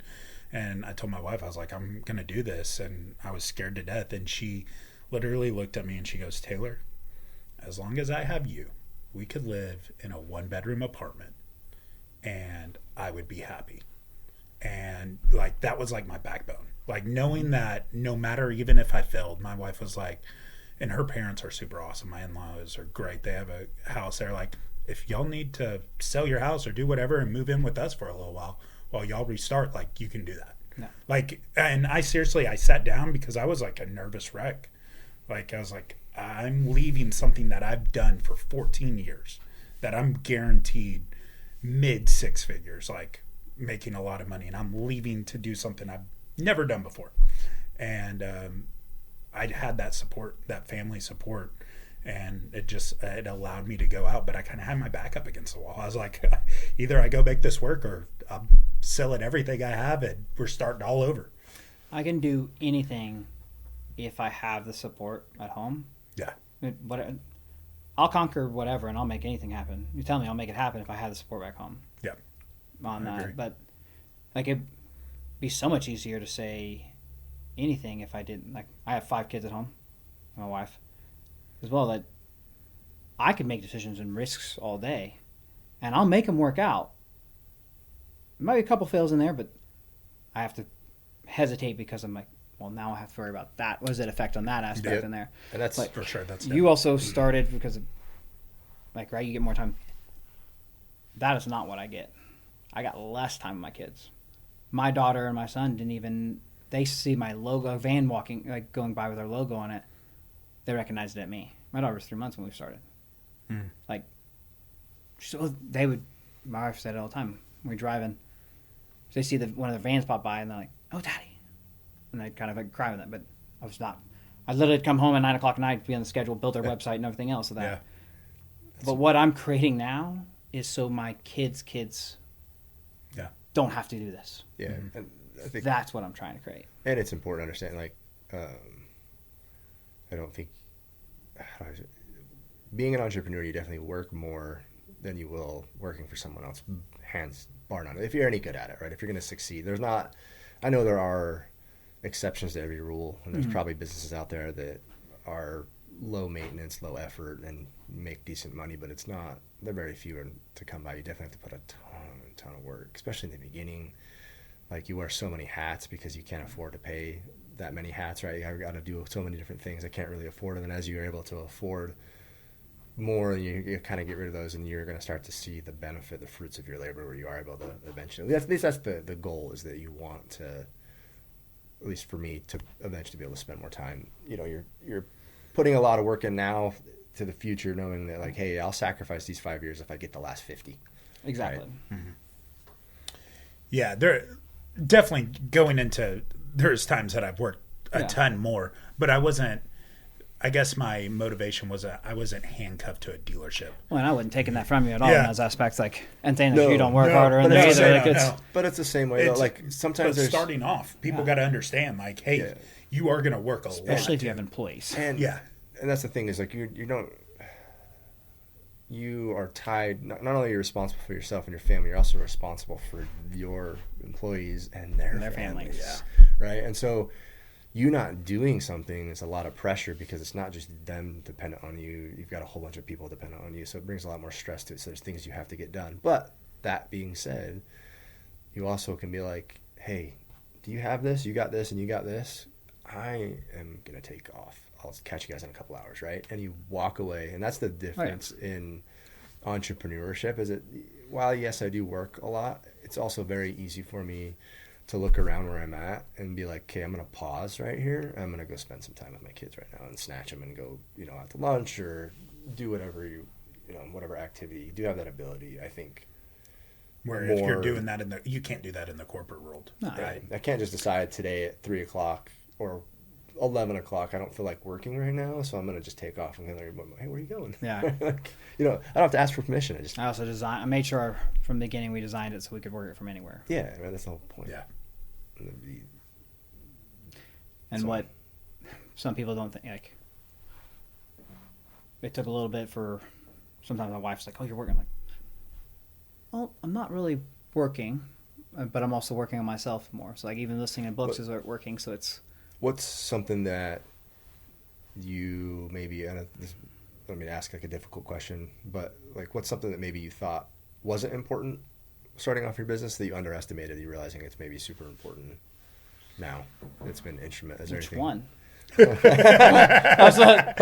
many. There's like 10. All right, well, let's make a list. Give me your top 5 that you thought, like, hey, I did not think this was important. And we could talk about networking too, because networking is massive. I have my mindset though is, like, I'm always going to be pliable. Like, I have to constantly learn. I mean, Yeah, for sure. I grew up with ADHD, dyslexia, and like having problem. Like, I didn't know what learning was until like after high school. That's funny. I'm the same way. So I had no clue what learning was. And then even going to entrepreneurship, like the pigeonhole that I realized I was in, that I didn't even have this opportunity to know how to learn, like what resources there are to learn. That I'm unlearning shit all day, every day. Like I'm like that 2-year-old kid that's just sponge. I'll absorb everything. My mom taught me, learn off other people's mistakes so you don't make your own. Yeah. So I asked a ton of questions trying to pull out pieces. But the biggest thing, I try not to be stuck in those pieces. Like, this is the only way. If someone comes to me with passion, I shut up and I'm like, I'm missing something. I don't care if it's an employee. I'll learn from the smallest person. Yeah. Our apprentices showed me stuff. I'm like, didn't think of it that way. So it helps me not stick to those pieces too long of, oh, it's not going to work. It's not there. But outside influences that you think, if you trust someone, they can cause that for you. Being like, well, you're not supposed to spend that much in marketing. Right? I had a CFO, fractional CFO that we had. I said that. Well, that kind of hurt me because I need to actually spend more because there's it's a different level we're at. Like Gotcha. there's different tiers. So in that. So that sucks. So someone who you were going to through advice was giving you bad advice, but you don't know what you don't know. Well, he was giving me advice. Right? Advice, say advice, not necessarily But advice. it was towards that perspective, not all the full picture in there. Gotcha. But you can even have people that you network with that seem successful. They're a narcissist roofer. You guys have bad stigmas with that, just like plumbers do. For sure. Sorry, I had to hit it just a. It's all right. But We could edit that. yeah, exactly.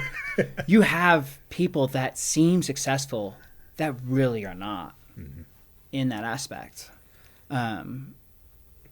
So you just have to find your own patterns and figure out those pieces from people. But Yeah. No. someone that if someone's pushing on you on something not to do, and I'm kind of opening us up in my own head as I process this out loud, that I realize if someone's telling me that I shouldn't do something, I should challenge. My job is to challenge them even more of why not. I can see that.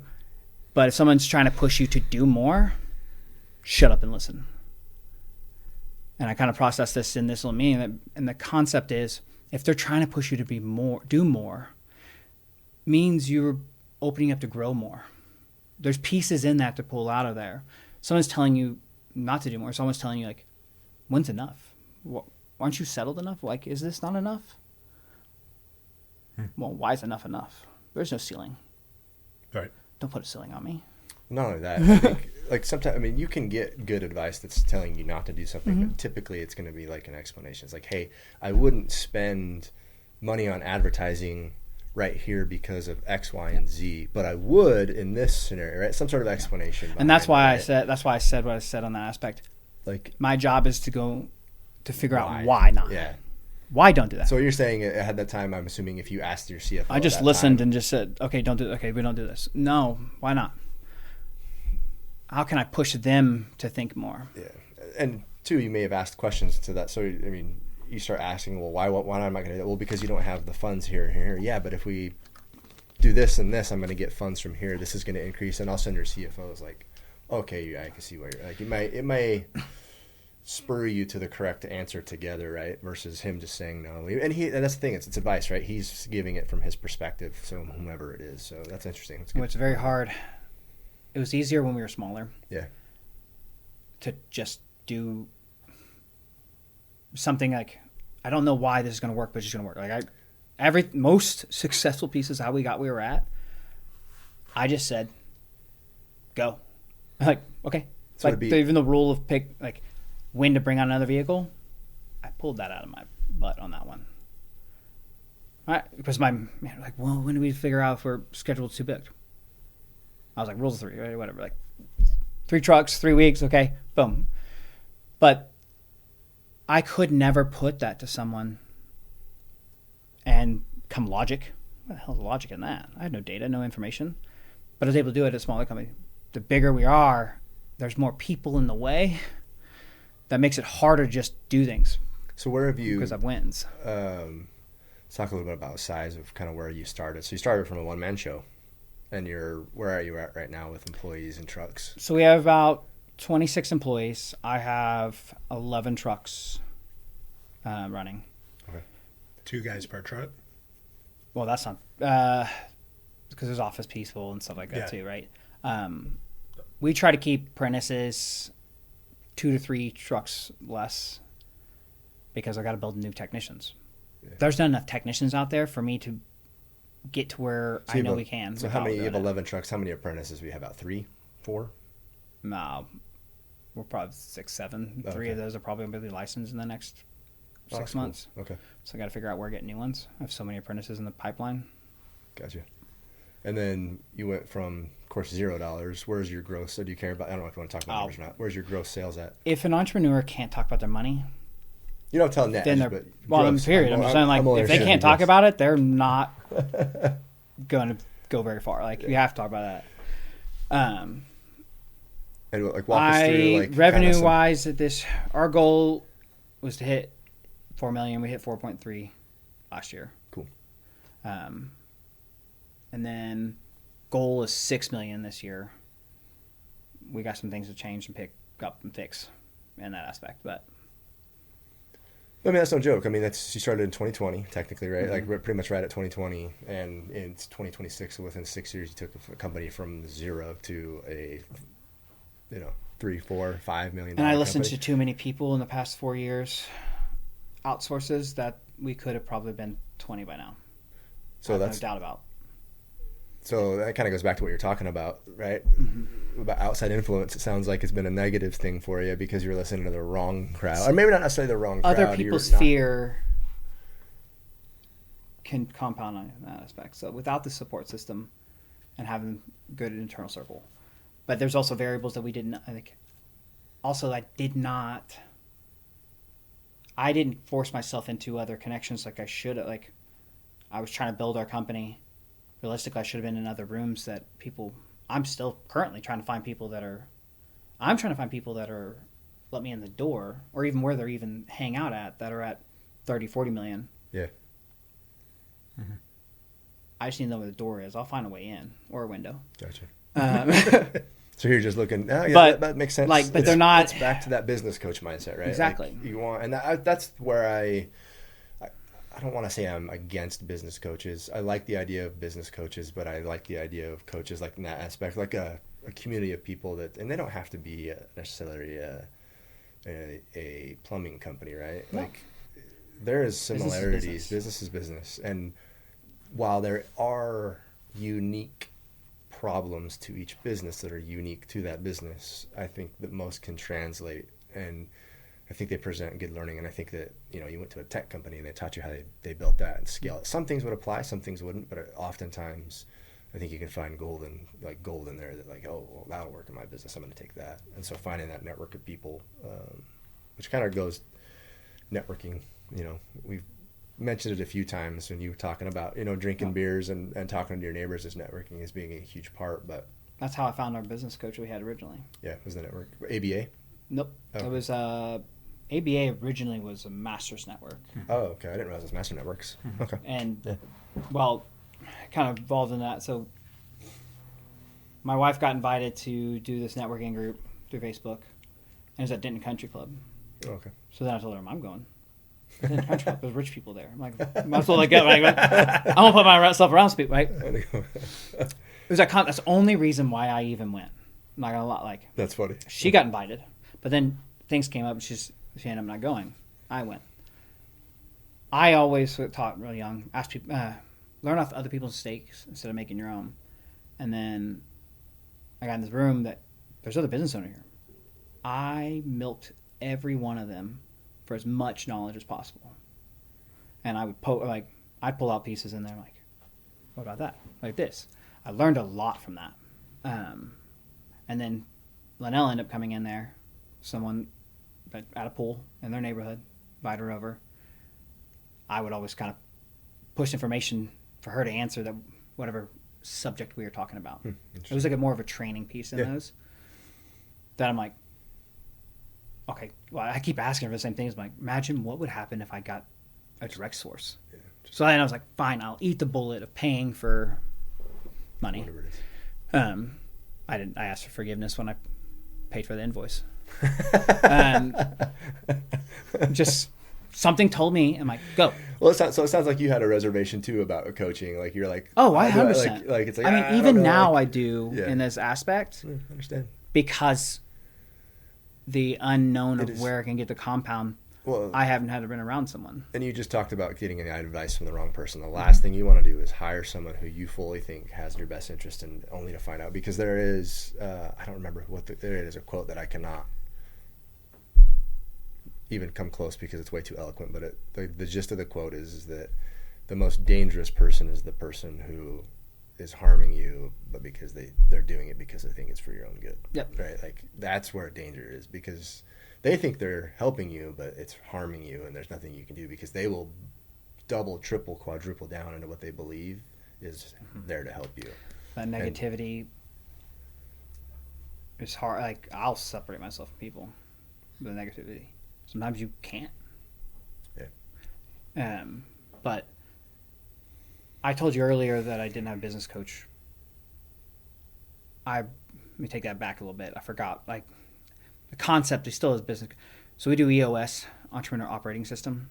We also have a person that we pay to come to quarterly meetings and basically coach us through this. I have Matt access anytime.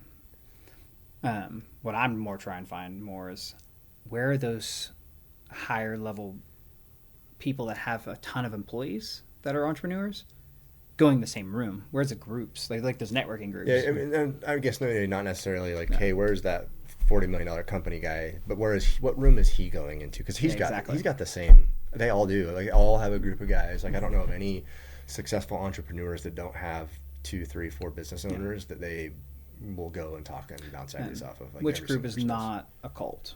Yeah. There's some of them in there, like. Yeah. That's funny. But that's church ones that. Hey, hopefully someone. I'll be honest. That's what the whole purpose Yeah. of this podcast, and I mean that legitimately, is to create a network of entrepreneurs, HVAC, plumbing, roofing, signs. I mean, we have so many people. We've been pretty HVAC heavy. You're the third HVAC person that we've had, fourth HVAC guy that we've had on, which is super funny. But I like the plumbing and electric better. So okay, I'll give you the plumbing.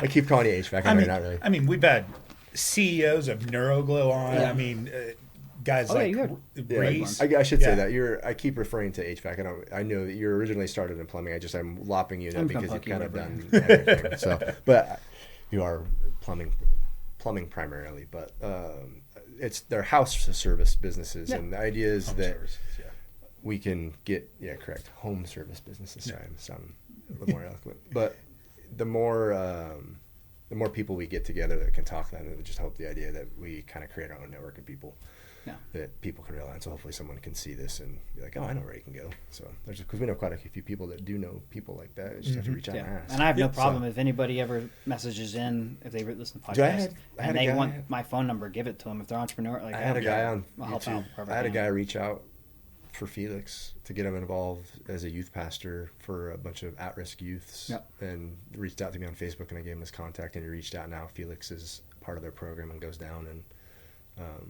talks to the troubled youth about his everything he's went through and how he overcame everything. So it's crazy, and it's just a little teeny, like, we have barely any views. So it's a big enough network that someone saw. I actually have an apprentice for you. He is a wrestler at Byron Nelson and does jiu-jitsu at Roanoke Jiu-Jitsu. And his name's Gavin. And he would go with the high school coaches over to Tidwell, and he would coach the 7th graders. I know him from jiu-jitsu, and he would coach my son. And I was messaging with him on Instagram the other day, and he sent me this deal that he had drawn out, like a barn dominium, and it was for a project for school. And I was like, oh, why are you doing this? He's like, well, it's something that I think I want to do. He goes, but my dad's telling me that AI is going to replace this, like doing this stuff. And I was like, your dad's right. AI. I was like, do you have an idea of what else you want to get into? He's like, man, I would really like to get into something in the trades and stuff like that, but I don't know anyone. I go, well, I actually know the perfect guy for you. He's like, really? I was like, yeah, he's actually the black belt that tore my ACL. He's like, oh, perfect. I want to meet him anyways. Yeah, right. So I told him, I was like, hey, I'll get y'all hooked up. Yeah, that's maybe my for problem the summer. right now. Is I have so many. We used to go to high schools and educate kids on trades and everything else. But I don't have enough room for enough apprentices that, realistically, if I had the finances, I'd go start at trade school. But most, like Oklahoma, we had them. But even here, some of the trade schools are only like 6 weeks, if that. I would start in depth one that would funnel in employees, and we would be able to compound in that. I just don't have the capital over here. So I know this guy named Kevin. I want to get him on the podcast. So he has Kevco Electrical, all right? And he has a massive building off like 183 and 121, somewhere in that area. I did his roof and upgraded him to like a stone coated steel, but he had what he called Kevin's stables, and he has this separated garage, and he has like 2 lifts in there, and he has like these Porsches. Well, as for a gift for his birthday, he has this big Cinco de Mayo. We went up to Porsche and bought him these driving gloves and like a rollout like Porsche like mat where you walk in like a placemat or whatever in a house, and he set it right next to his Porsche. But we go out to his birthday every year. He's on the board for electricians for like the state. Mm-hmm. What he did, he started his own school. So he now has all these people that come into his school and they work in his company. So he funnels people through his own school into doing electrical work. That's exactly what. And I was like, I that have is set up that I genius. want to do. I already have the kind of map of it all that I want. Yeah. Well, it's to do interesting the difference in, like, we've talked about this on, like, I think almost on every podcast about trades, because when I grew up, the time frame that I was in, trades were not a noble, not a noble. They just were not important. They were not respected. There was nothing good If you're about not them. smart enough, they told you to go to the Yep, trades. correct. And Yeah. if you And weren't that's smart enough there, they told you to go to plumbing. Yeah. Or you get kicked in the head enough at MMA, you go to plumbing. Well, And no, it's such the guy I horrible- trained with, his dad owned a plumbing company, and my wife told me she wasn't going to work anymore because she was working as an OR nurse. Yeah. So I had to go figure out how to make my fighting wasn't making the money, Right. but his dad owned a plumbing company. He worked there, so I went in there. That's how I fell into it. That's Yeah. awesome. I didn't realize that it was the same thing. I was raised by my mother and my grandmother. Hell, waiting on a mail to come fix anything, my mom's like, screw it, let's just go. Like, she always jumped in, like, we tore off roofs, we did whatever. Yeah. I was doing plumbing, I didn't know it was plumbing. Yeah, it's crazy now how the mindset changed. Like, no, being a plumber isn't just like you can be a business owner. You're an entrepreneur. It's very different. When I grew up, what he was saying is talking about that. I look back at that, and now it's like, hey, this is where you want to go now, because those jobs can't be taken away. They're always going to be needed. Yeah, I mean, plumbing's always going to be, electrical's always going to be. There'll be guidance in AI, but which kind of brings up to a good topic. Have you guys been able to implement AI in your business to help out at all? How much have you guys gotten involved with AI? On the paper side, I mean, you can't, but it can diagnose. I mean, are there any tools or anything that you've found out there that work? I mean, there's tons of different tools. What I'm actually in the middle of building out is I just learned what APIs were about 8 months ago. Well, now so I'm trying to tie in a whole infrastructure and into all of our stuff. Into your CRM. You can do a lot more things than that. Who are you using, or what? Like, are you using Claude? Are you using what? I just switched over to Claude. Okay. But we talked about it earlier. AI to me, so I grew up and told them I couldn't succeed at a lot of things. I had a counselor in school one time tell my mom that stop putting things in his head because he can't achieve them. But my mom's like, screw you. Like, she's like, but she always told me I can do much more. So that concept, that support kind of go there. But people already appear, like, standardized, the school's set up to be, so like even smart people will be up there. It's always pushing up there, but AI allowed me to come up here and speed up there. But the problem is, some people can't unlearn what they've already learned because they're stuck in their own way. Yeah. I just learned how to learn, so now I can abstract think and then use AI to help me speak this language. I was thought, like, my marketing team was also our automation team. Like, I had to learn what their coding language that they're talking about, certain keywords, but there's problems they run, like, hey, it won't do this. Okay. So I figured out, no, try this. So we're trying to figure out how we can tie in and make our own ecosystem and take out all the human error BS that... Are you still using a marketing team, or do you have a marketing agency that you're using? Yes. Okay. I read a book about Hertz Enterprise, and it literally says sub out everything you can because you can hold them to a higher accountability than you can an employee. Yeah, you're not wrong there. So I'm going to sub out what I can sub out and hold it accountable, but I'm going to own the things that we create. Yeah, which is smart. We've been messing around. I've got a bunch of things I've been working on for about a month now.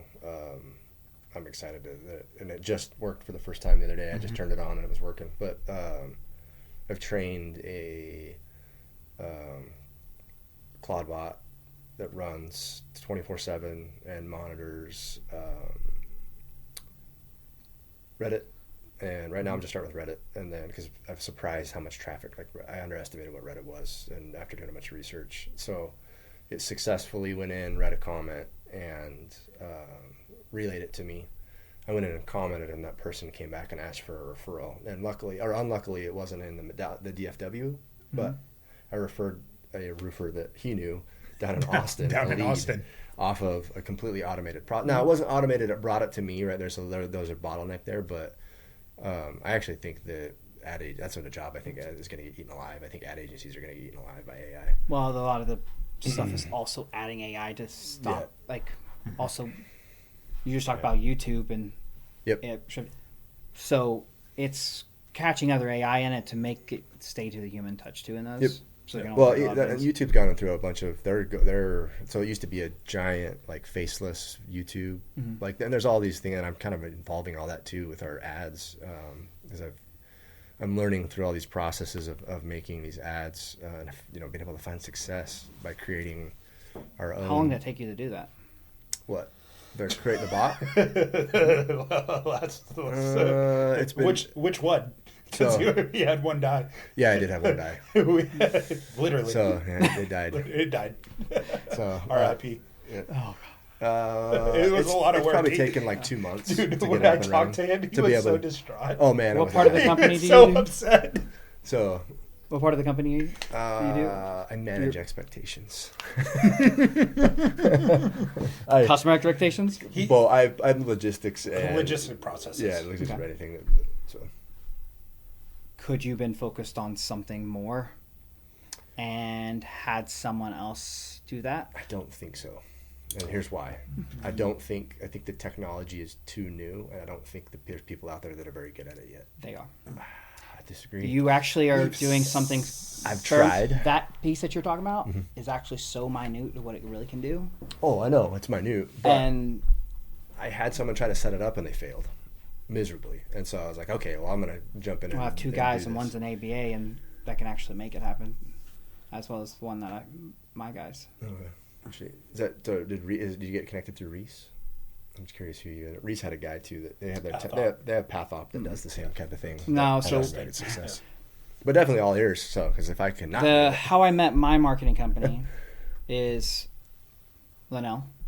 Ended up doing a meeting with another guy that had a answering agent, and she knew how much I want to bring all this technology to all the trades. Yeah, for sure. Even all the tools and all this technology, but she connected us. I sat down with him, poked him like pieces in there. I'm like, I don't know, limitabilities in there. Well, he brought the owner, and me and the owner started talking, and we started going in a whole different aspect.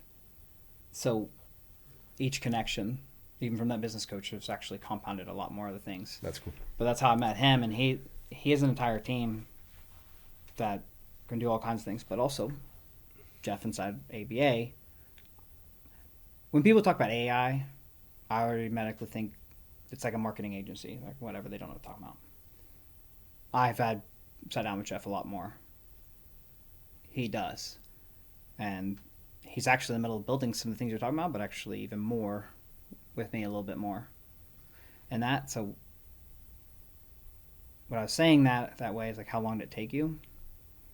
What could you have actually been doing? I get the whole aspect. The trade-off, the trade-off every time I'm doing, and we've talked about this ad nauseum. Like I am more uninvolved right now than I ever have been in my own business, going out and finding business, right? Which is really weird because I don't like it. It's like I need to be out finding business. I need to find a business, but that's where we have. It's been balanced. It's been balanced with me and Kara, because we go out and that's what I do. Yeah. And I bring in business, and we're starting to get. The crazy thing is that what you're doing, what they're doing, what I'm doing, it's starting to come together now. It's starting to pay off, and it's working really well. But we also had a discussion about it. Like we sat down, and that's the crazy thing about like a partnership, right? It's like another marriage, right? And we are very much married together. Like I worry about us providing for his family. He worries about us providing for my family as well, right? Just like you do with all of your employees. We got to worry about that. But we sat down and talked about this, and we're like, hey, where do we want to be in our goals? And I know I have to provide and bring certain things to the table that he does. And we've split up those duties. That's why it's worked. 100%. The reason why I was even asking that is because No, that's good advice. sometimes I speak to myself at the same time. I'm doing what you're doing a little bit.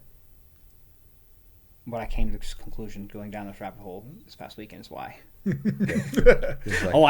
I have coded shit that I have never seen code at all in my life, and now I know enough to do it. Thank God for AI. Oh no! But learn quickly the things you don't want to do. It's just like a business coach. Okay, what would this paying this really pay? Like subbing out to someone else, they can do a lot more because that's what they're doing. Yeah, and you're not, I would agree that I would say that we probably haven't found the right person, but like, as we both joked about earlier in the positive, finding a reliable marketing or people, like, it's just been quite the ordeal. So, yeah. Well, I'll definitely connect you because they were actually building up a lot of stuff. He was already trying to build a CRM for the roofers. It's also a very saturated market, right? Yeah. Roofing is just the most no saturated. Different. And I mean, your AC is your ridiculously saturated. Yeah, but I mean, how do we guys, like, you started off of word of mouth? Clearly, your plumbing business exploded. Has it been the same way transitioning into the HVAC and electrical side? Like, is it just word of mouth? Or are you guys advertising specifically for HVAC? And I had to get him to fully say my business name the whole way. So we designed our logo on purpose the way we did. It's like, was it Bernstein Bears or Banstein Bears or whatever? Like Bernstein Bears, yeah. We were always CR Plumbing, Air and Electric. We were never just one. It's that concept when you look at the logo. It shows same stuff, same picture. Like, I want to try to keep that. And that's why I purposely go out when people are saying that, I'm like, Air and Electric. Well, stop them. So much so that when you've said Air and Electric so much, I keep calling it an HVAC company. So. It's fine. Which perfect.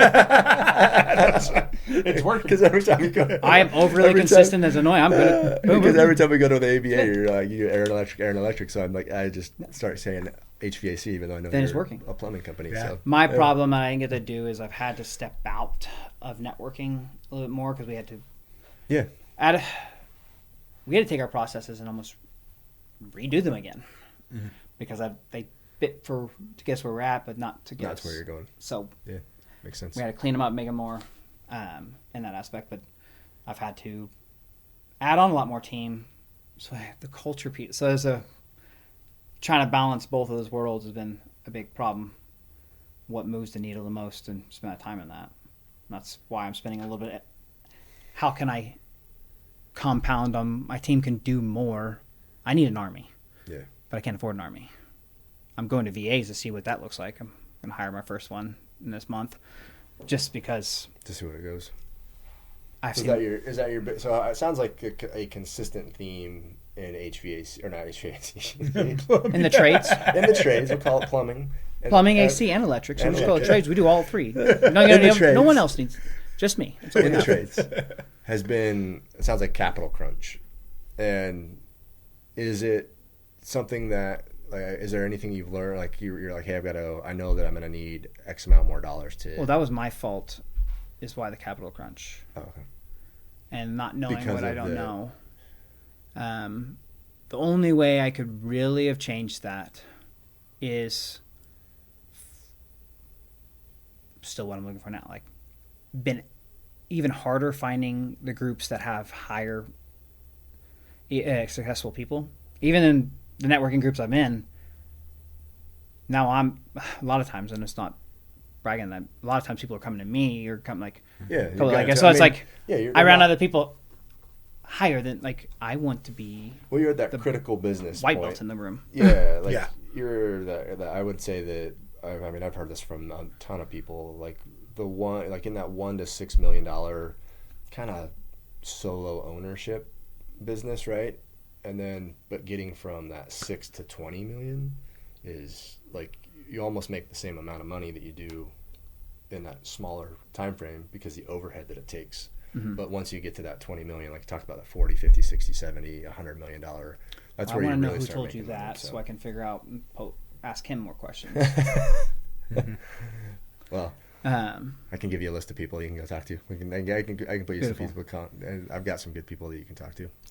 But that's where that Probably me there's a lot listening. of my side is on roofing side people, but I'm sure there's plenty of people that could give you advice. The same thing. So I'll at least send him to my therapist first, see if they're a narcissist.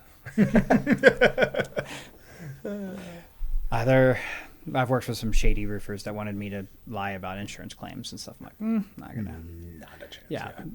I've already talked to you guys multiple times. So they're not even close. Like, Yeah. you guys care No. about everything. Yeah.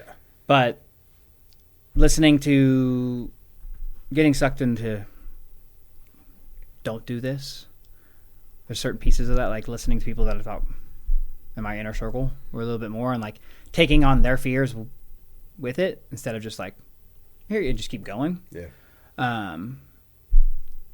Could have stopped some of those, but also being in bigger rooms, having another business coach in that aspect to connect with, to work through those pieces, like being around people that are even more successful than me would have helped.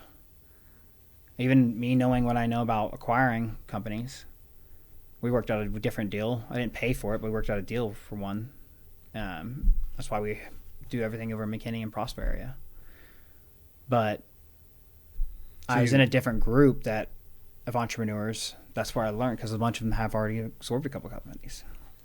so that's cool. So you were able to, I guess, come up with a partnership or an agreement to take over an area and acquire another company. Yep. Oh, that's awesome. I gained a technician and about 300 phone calls a That's month. awesome. And then you just figure out. And 2 Google businesses and a website, because mine got wiped out by Google's AI in August last year. Which is it's a problem. All of a sudden. You've also had one that has fallen through too. Like you've known what going forward. What are those things that you look for when acquiring another business? Because I know, there's been times where you've had opportunities to acquire some and it just wasn't the right fit. There's more of times that we did work out something, it just did backfire. I didn't have agreements enough in line in that aspect. Unless it's on paper, don't move forward, like, on good faith. That's very hard for me. Even the situation we had with our one we just did, we did a couple extra steps ahead of schedule. But out of their necessity to relieve them some strain. But it could have backfired on me. We were already working on paperwork, though. But what I'm looking for in a company, realistically, private equity is buying up people left and right. Yeah. I want the mom and pops that they're looking for people that's already scaling, like my size or bigger. I want the people that are they work so hard to build this because they care about the trades and they care about their people and what the customer experience is. They're not big enough to get bought by AI or by private equity. And I'm assuming that in this particular case that you were able to acquire these other locations, did everybody in that company come over and work under you at that point, or did the ownership step out and away from that, or how does that work, or is it a combination? Well, does it depend? I guess it depends on the situation. Every situation is different. Okay. Every agreement's Because I would different. imagine you want to pull as much as possible, including experience. But was there any pushback on getting them to now? Like you just mentioned, this is the CR plumbing way, right? We're not doing it whatever this other company way is. Like, how do you deal with that in the transition? Well, like I talked about before, we have enough people compounded on it, so Get if other by pretty technicians are quick. doing it, why not? Then something must be right. That makes sense. But when they walk in, they already see the culture, the team connection. They're like, it's like a brotherhood type things Yeah. we've actually accidentally created together. That people are like, I want to be here. That's cool. That's awesome. People want to be here because they realize they're going to grow in that aspect. I got one of his guys on there, and he only had one left. He did have more before, but just kind of like downsized it. Yeah. Sounds like he was, But he came on just fine. The problem is he didn't expect it to be leaving or being shut down. Like he expected to work here forever. So there's a whole nother baggage on that aspect. And I've talked to a bunch of other business owners that have acquired. They probably keep 50% of the employees. I don't like those odds. I'll try to fight against those odds. But I won't know until we do it more often. Yeah. I gain more experience in that. No deal's the same. They're all different. now, I would imagine the 50%, it's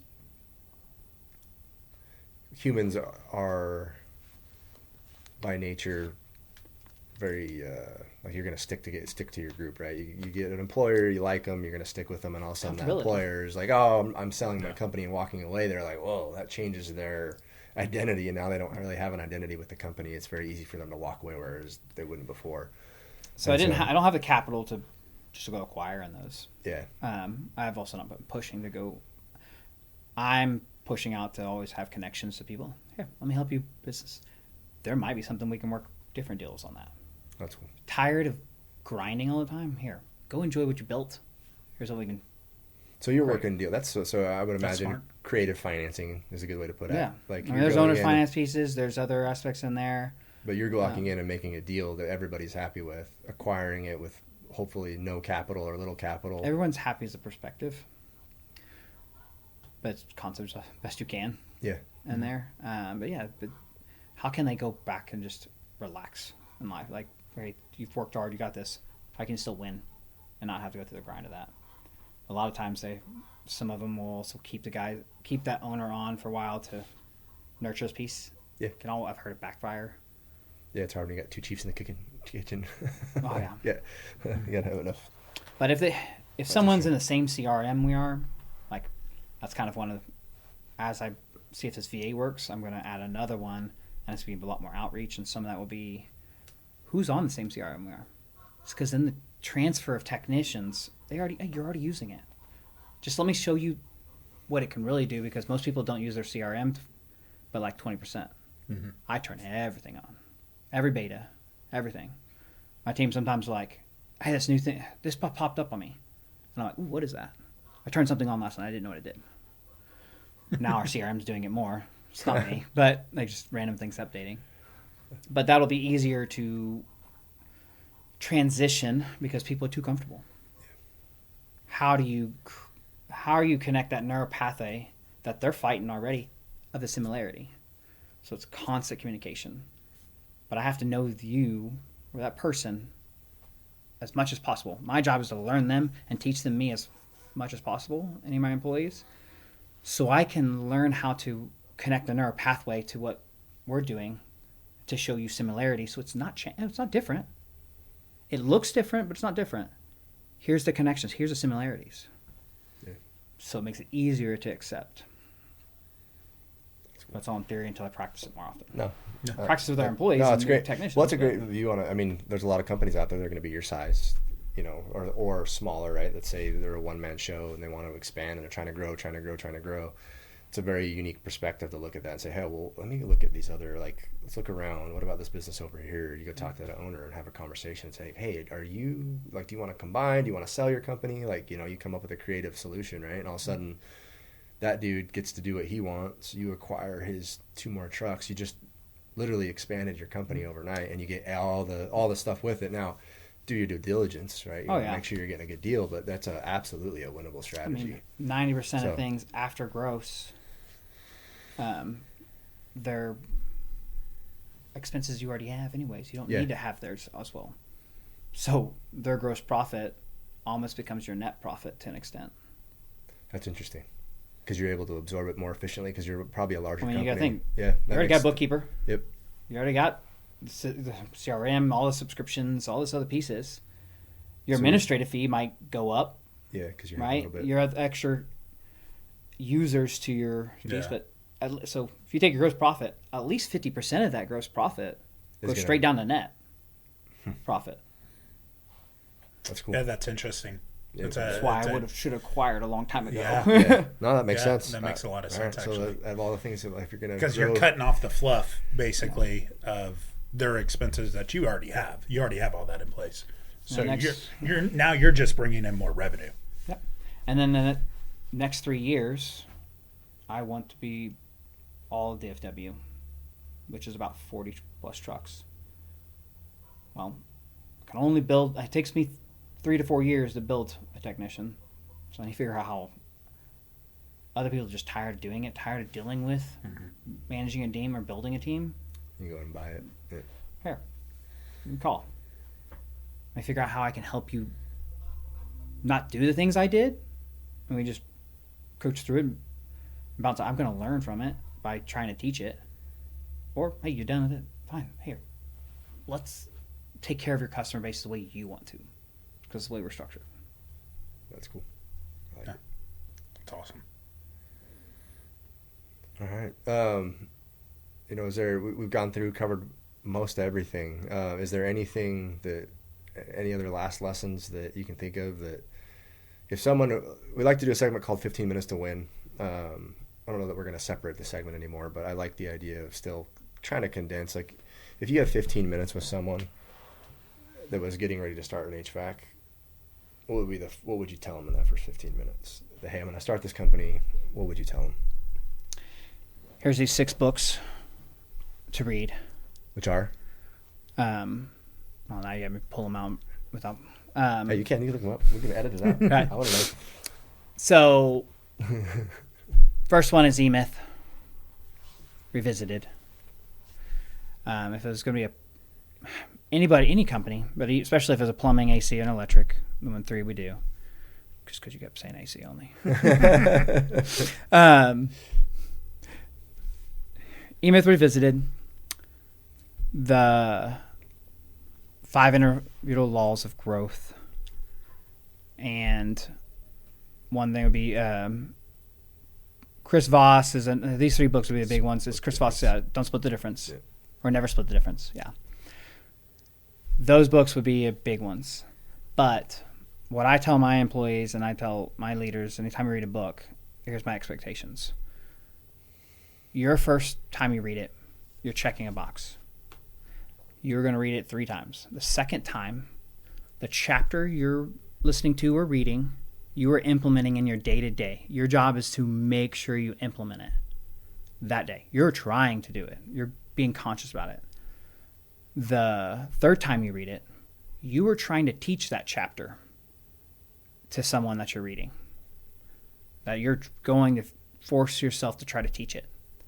What you're going to realize is you miss some pieces. Because if you can't teach it, you don't understand it. So then you're going to go back. You're subconsciously going to go back and be like, oh, I feel like an idiot trying to teach this. Let me understand a little bit more. No matter what, 3 times before you can even start another book. But reading those, creating a neural pathway of learn, that's just going to open up your mind to a whole nother way of thinking, whole nother way to learn, whole nother way to operate in your day-to-day. I tell my employees all the time, home and work are not different. Yeah. Society tells you that your problems at home come to work and then creates more problems at work. You bring them back home. So this full cycle.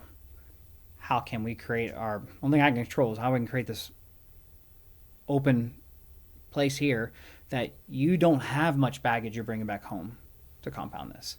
But what you learn here, you implement I used to take it to my kids. My kids are going to be great adults. They're paying kids now because they put questions and put in there all the stuff that I've learned over the years with these books. They've used those tools. They use those communication tools. And they use this learning. But you have to make it your life. Because if you're choosing to go into entrepreneurship, this is your entire life. Mm-hmm. Every conversation you have, every person you talk to, the people you talk to now will not probably be the people you're going to talk to in the next year because they don't get it. Yeah, there's, I forget his name. What is his name? Anyway, the concept in is just a lonely path, right? There's a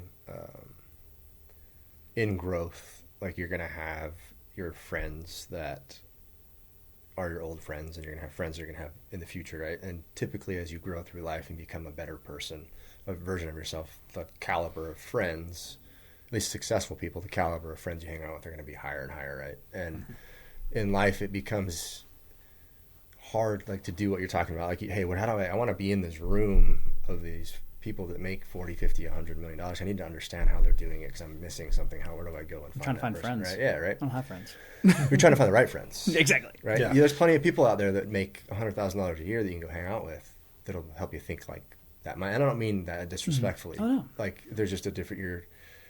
You're trying to find the right mentality to find and align yourself. And there's a lonely time where you're going to be out there by yourself trying to figure it out, and nobody else is going to understand because